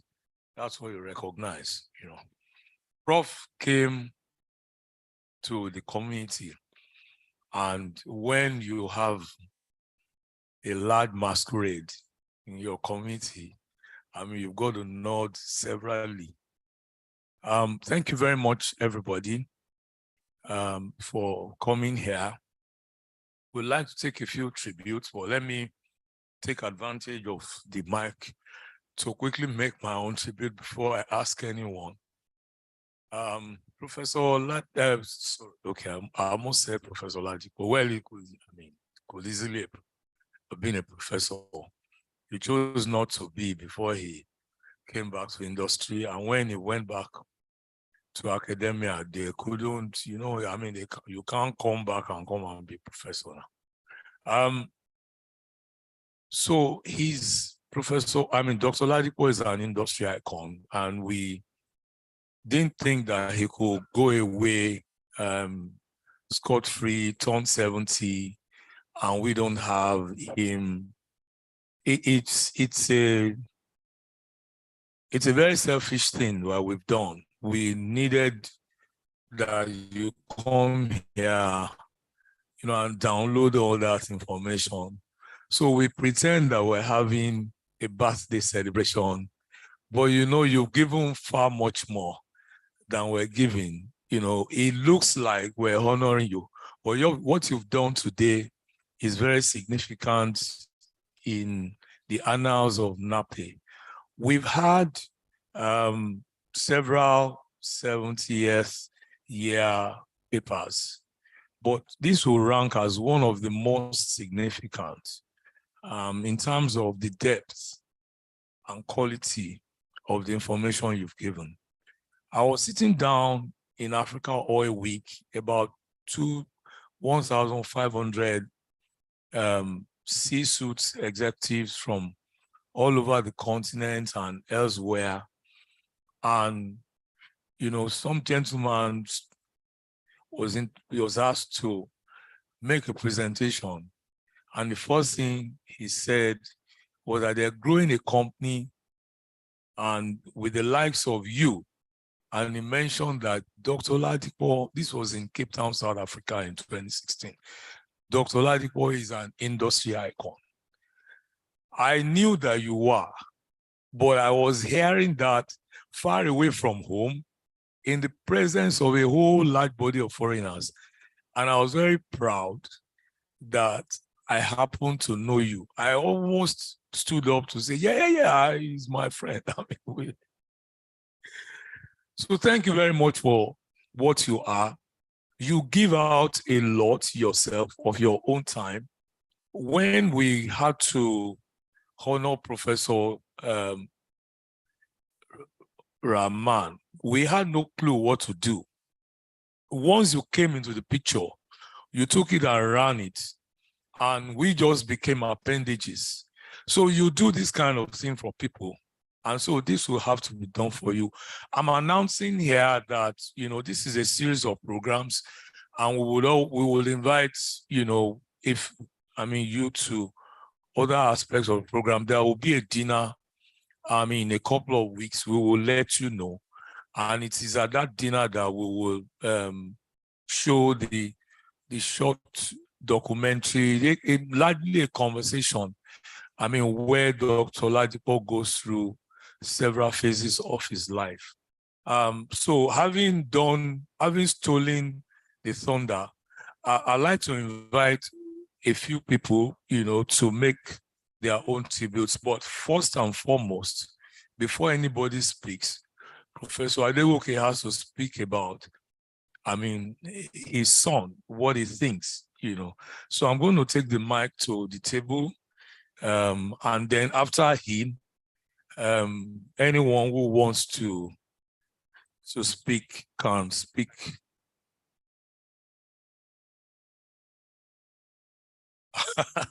This one wants to be assistant. He wants to be a would-be Professor Adegoke. That's a very tough one. Yeah. I can see. When you talk to whole house of Thank you. eminent people like you, sitting down will be the worst thing I can do for myself. Gives me an opportunity to see all of you, young people, we, older generation, tired but not retired, but very happy to be up with you today. It's been a very pleasant thing, a very nice opportunity for me to be here again. I used to be a more, I came to events more often than this in the past, but with a younger age, you sometimes get tired and your wife locks you up in the house rather than let you go out. But I think today is a very, very great day for me. Great day in the sense that I'm listening to a young man, Kelly, that we've been together for a very, very long time. We've had opportunities to work together. We've worked on projects together. We've written things together. And even though I'm a couple of years older, I always get inspired when I see the way the younger people think, the way they see things, the way they incorporate you into some of the things they are doing. And of course, I've had the opportunity of publishing and making presentations at international places with him. So I think I must thank all of you for the opportunity of getting me to be here today. If I knew I would talk, I probably would have cooperated with my wife to write something to say. But no, so pardon it if I do not say much of what you like to hear. But I think the important thing is, at my young age, I'm happy to be here with you.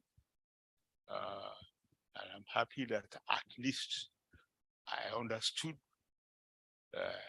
much of what he's saying. I may have forgotten some of it, but I still keep a lot of it in my mind. I still remember the many things we've done together, many of the things we've written together. Sometimes I pull those things and say, oh, OSA, Adegoke. Oh, did you do all of this with all these people before? The answer is yes. Old age is coming, but interest is still there. So we thank you for all the opportunity, and we wish you and we wish our societies a greater success still in the future. Thank you for letting people like me come in. Please remind me again, if I don't show up next time, call me. I'll be very happy to be here. Thank you. Thank you very much. Professor, okay, there are two presidents there, so I struggle. And they both want to speak at the same time. Prof, you are chairing a table of presidents. So,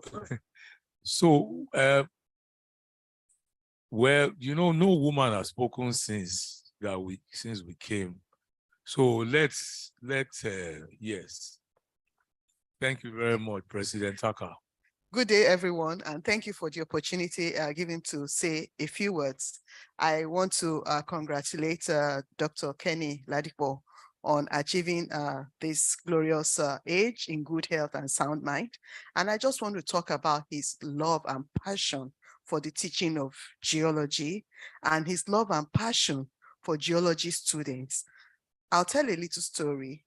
Back when the Shell School was starting in Uniben, I had a candidate in mind who was looking for admission into that program, but it was an indigent candidate. He had no funds, and I was trying to ginger a few friends and colleagues to see how we could support this young man. Not only did Dr. Kenny take this as a personal journey to see that the admission came through, he brought money from his own pockets to kickstart my fundraising program. And I just want to say thank you very much. Thank you, Ma, and may God bless you. Thank you very much. Over to President Taka. Good day, everyone. Prof, all protocols observed. Doc, I don't just know where to start, but I have to say something. I'm so happy to be a part of today's event. And the reason being that the moment I saw your name on the flyer, I had to take 1 full week out of Abuja before anybody could think of canceling any flights, so that I must be here personally. We appreciate your passion for geoscience. Breaking from a vacation to attend an event of this nature shows the level of passion and respect you have for NAPE as a professional association. We are very proud of you, not because you are here, and you are always there for NAPE. And for those of us that need mentorship, we are happy to be celebrating you. We continue to celebrate you. And just to give you more comfort, 2016, I was here talking about opportunities in the frontier. By 2016, I made a pronouncement here when I was speaking about the journey so far in the frontier. And I had to mention that in latest 2 years' time, we're going to bottle some crude. I was almost sacrificed here that day, but the explorationists. My Oga is here, Oga George Sahon. He trained me at MPDC. Yes, I'm very proud of him. And to the glory of God, I happen to be part of that project up to rig up and the operations. And the crude was actually bottled. The crude was bottled as predicted. It was an exploration prophecy. It came to pass. I want to use this as an opportunity to tell you that the NNPC have done so much work beyond what anybody would have done. So sometimes when we read about those fellow Nigerians that are actually still in doubt, nothing is being hidden per se. We're making progress. I retire myself in August, and I'm now in a better position to consult and to deepen what you are showing us here. I'm so much brave in the Cretaceous opportunities. A lot of progress is being made.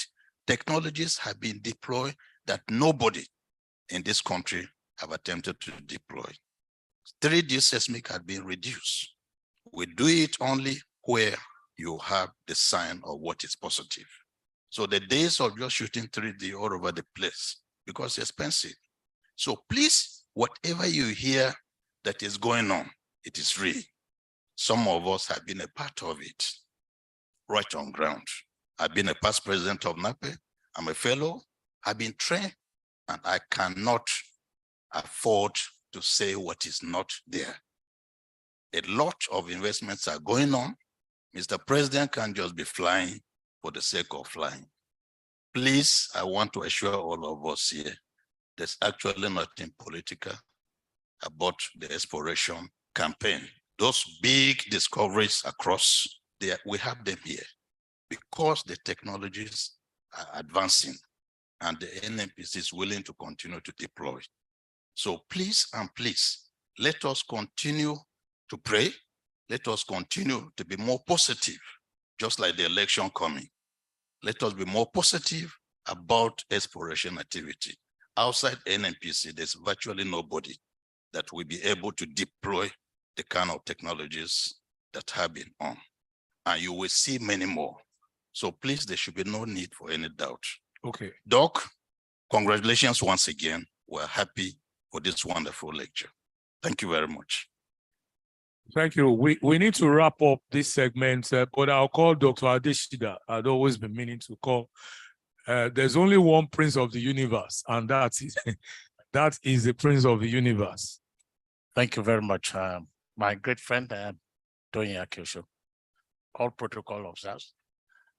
And first and foremost, I have to say thanks to the organizer of this occasion. And secondly, to say thanks to our teacher, Professor O.S. Adekuke, for being here today. In all over the world, when things like this happen, who are the people actually should benefit more?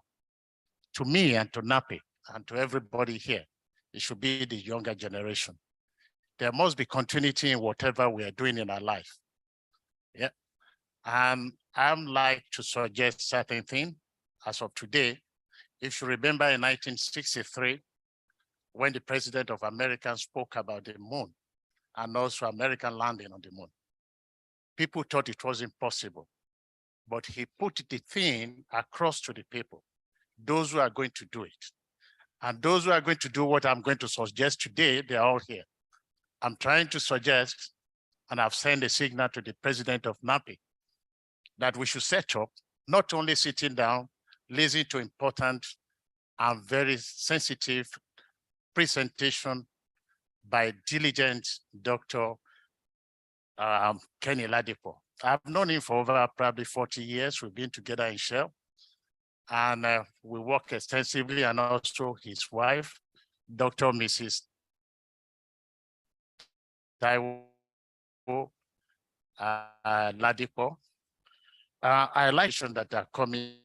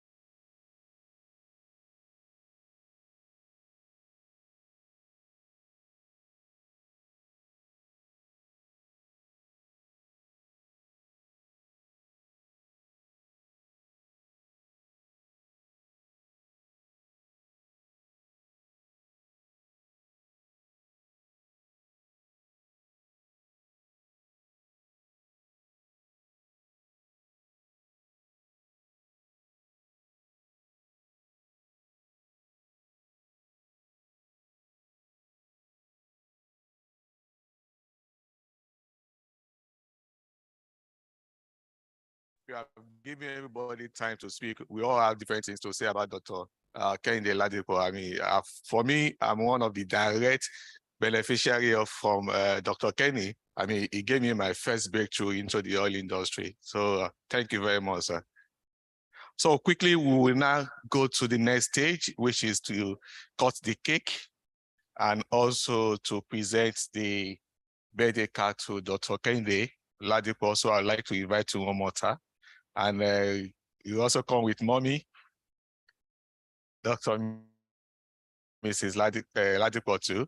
And I would like to invite all the ESCOs, past presidents and fellow that are in the hall this afternoon to join us on the podium for the cutting of the cake.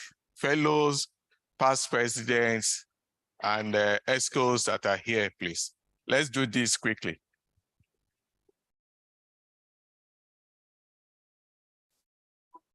Yeah.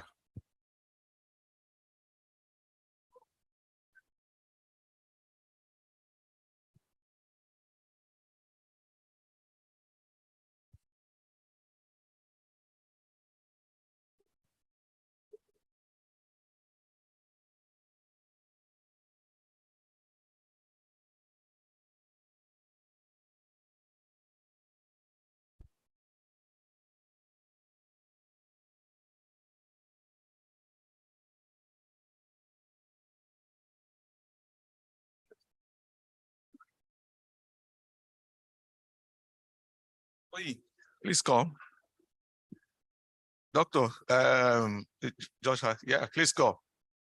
I said all ESCO fellows, past presidents, please come.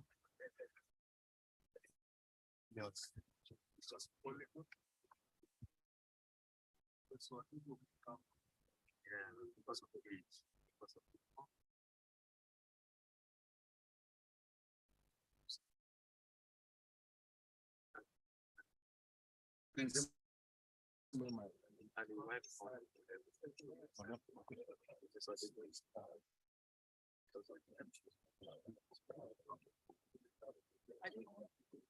Please, sir. Please go, sir.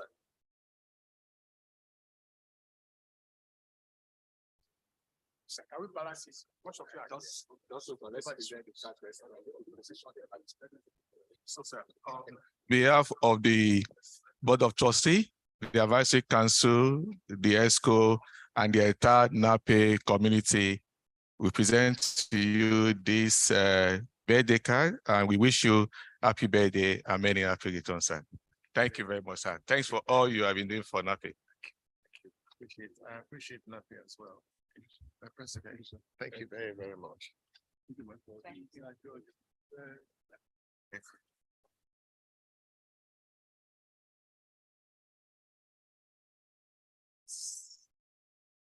Thank you very, very much.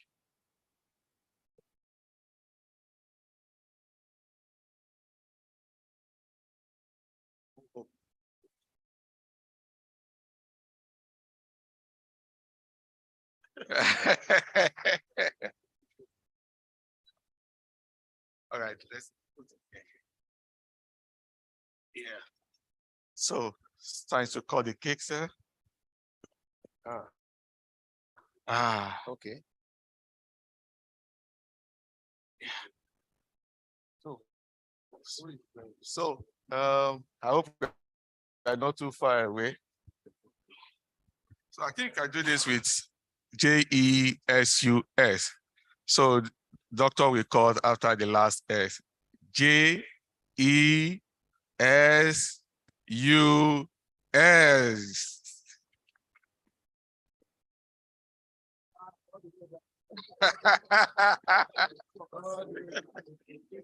Congratulations, sir.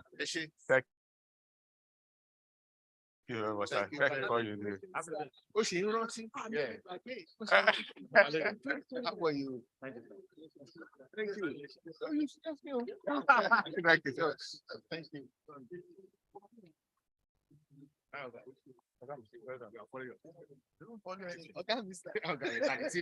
Thank you. Everybody suggests you as a guy. You see that everybody can't deny it. Once an guy is always an guy.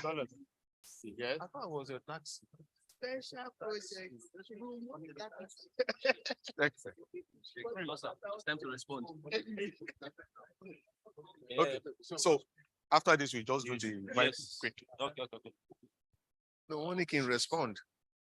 Joko.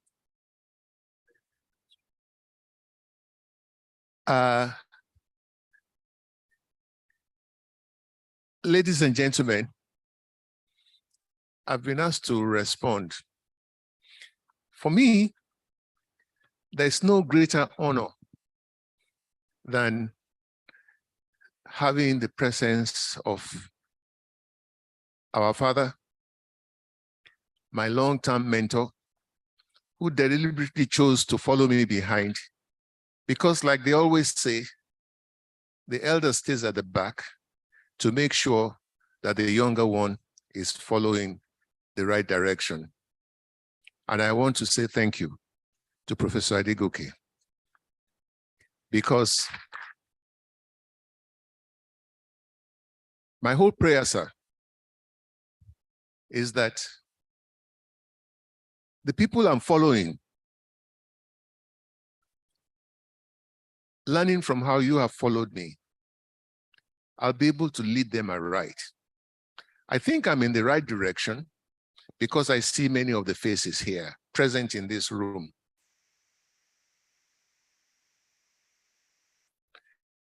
And I hope that as God has blessed you, to honor me today, a great honor.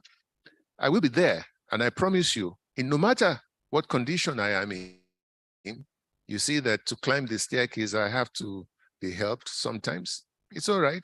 I'm still a young man, sir, but I will be there to honor those ones because you have done me this honor. I hope I've not been I hope I have never disappointed you, and I will not. I want to thank everybody here and those online. Before we started, there were more than 70 persons that logged in online. We're now in a virtual world. If you add those numbers to the people here, this hall will not contain us. I want to thank all of you. I want to thank NAPE for providing this opportunity for me. I want to thank you for recognizing me and for honoring me. I think as a profession, you can remain resolute that I will continue to do my best to advance the profession forward, and that one you can be guaranteed. I want to thank my wife for being my pillar and making sure to remind me to get up from my chair and have something to eat every once in a while. She knows now that stimulating the gray matter upstairs is perhaps what is keeping me alive, together with her, of course. I want to thank my children and grandchildren. One of them is turning 11 today. I would have stayed back to celebrate it with him, but I chose the profession because we need to show them an example of what makes us, what has made me the human being that I am, that they want to look up to. You give sacrifices so that you can reap the benefits as you grow older. Being a geologist has been my passion, and being the best that I hope I can ever be will continue to be my goal. Thank you, NAPE. Thank you for the sponsors, PTDF, Lake Oil. Thank you for the geological profession for assisting me to be even a better person. And for today, thank you. Thank you, sir. Thank you, sir. Thank you. Yeah, thank you everyone for staying up to this moment. We'll just rush through the announcement. All right, so just to mention that the 2023 NAPE International Conference and Exhibition will be holding in November from 12th to 16th, right here at Eco Hotel. And the topic is repositioning the oil and gas industry for future energy dynamics. So for sponsorship and exhibition, please do well to reach out to the NAPE Secretariat.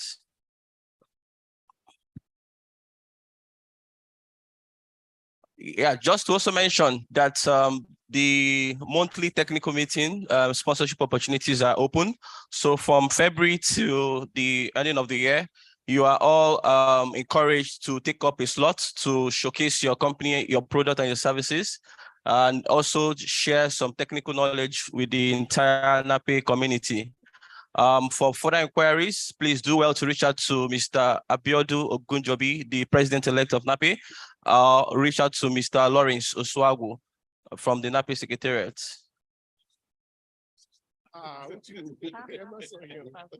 All right, so just to mention that NAPE has an HMO package with Venus Medicare.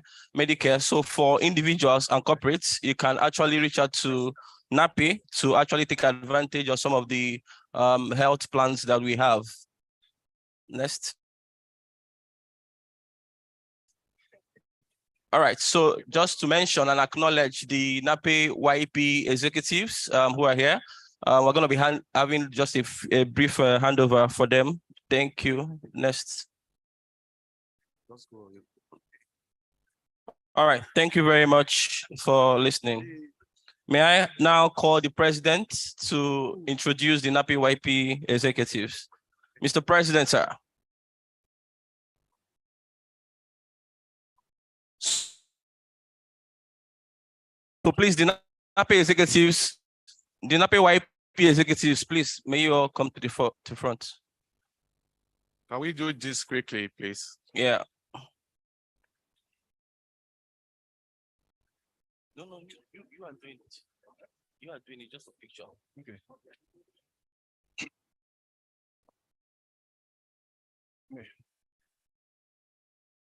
While the newly inaugurated YP team is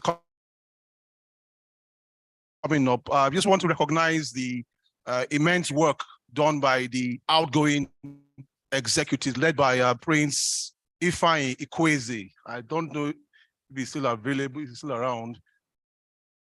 Thank you very much, Ifeanyi, for your service to the association. In that capacity, was steering the ship of the YP committee for the last 2 years. We expect that you will continue to help NAPE to work assiduously to ensure that we meet and exceed the goals that we have as an association. We also want to recognize the support of the head of the electoral committee that put together a good process to transition from Ifeanyi's committee to these new and energetic people. So I want to recognize the help and support of Eudora Ochai Audu for the help the her committee put together there to ensure that. Having said that, though, I also want to welcome to the NAPE fold. When I say welcome, I use that word lightly because all the folks on this high table, on this podium are old NAPE people, even though they are young professionals. So on behalf of the association, Flora Anusiobi, that's the Flora Anusiobi led committee, the YP Young Professionals Committee of NAPE. Just want to thank you for volunteering to serve for the next 2 years. And on behalf of the association, welcome you to the NAPE community and the NAPE family officially, and hope that we will work together for the next 2 years for success. Thank you very, very much and all the very best. Thanks, Flora.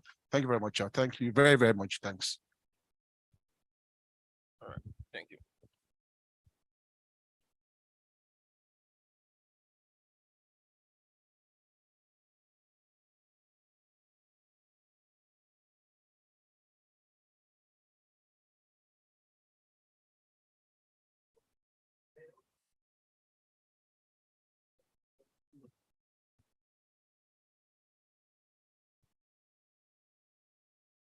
Thank you, everyone. Good afternoon. And I know we've had a lot of talking today, so there's no more time for more talks. So I would just like to thank everybody for choosing to be in these technical sections. I want to appreciate all our fellows, members online that have joined us virtually. We've been richly lectured today, and it's time for us to call it a day.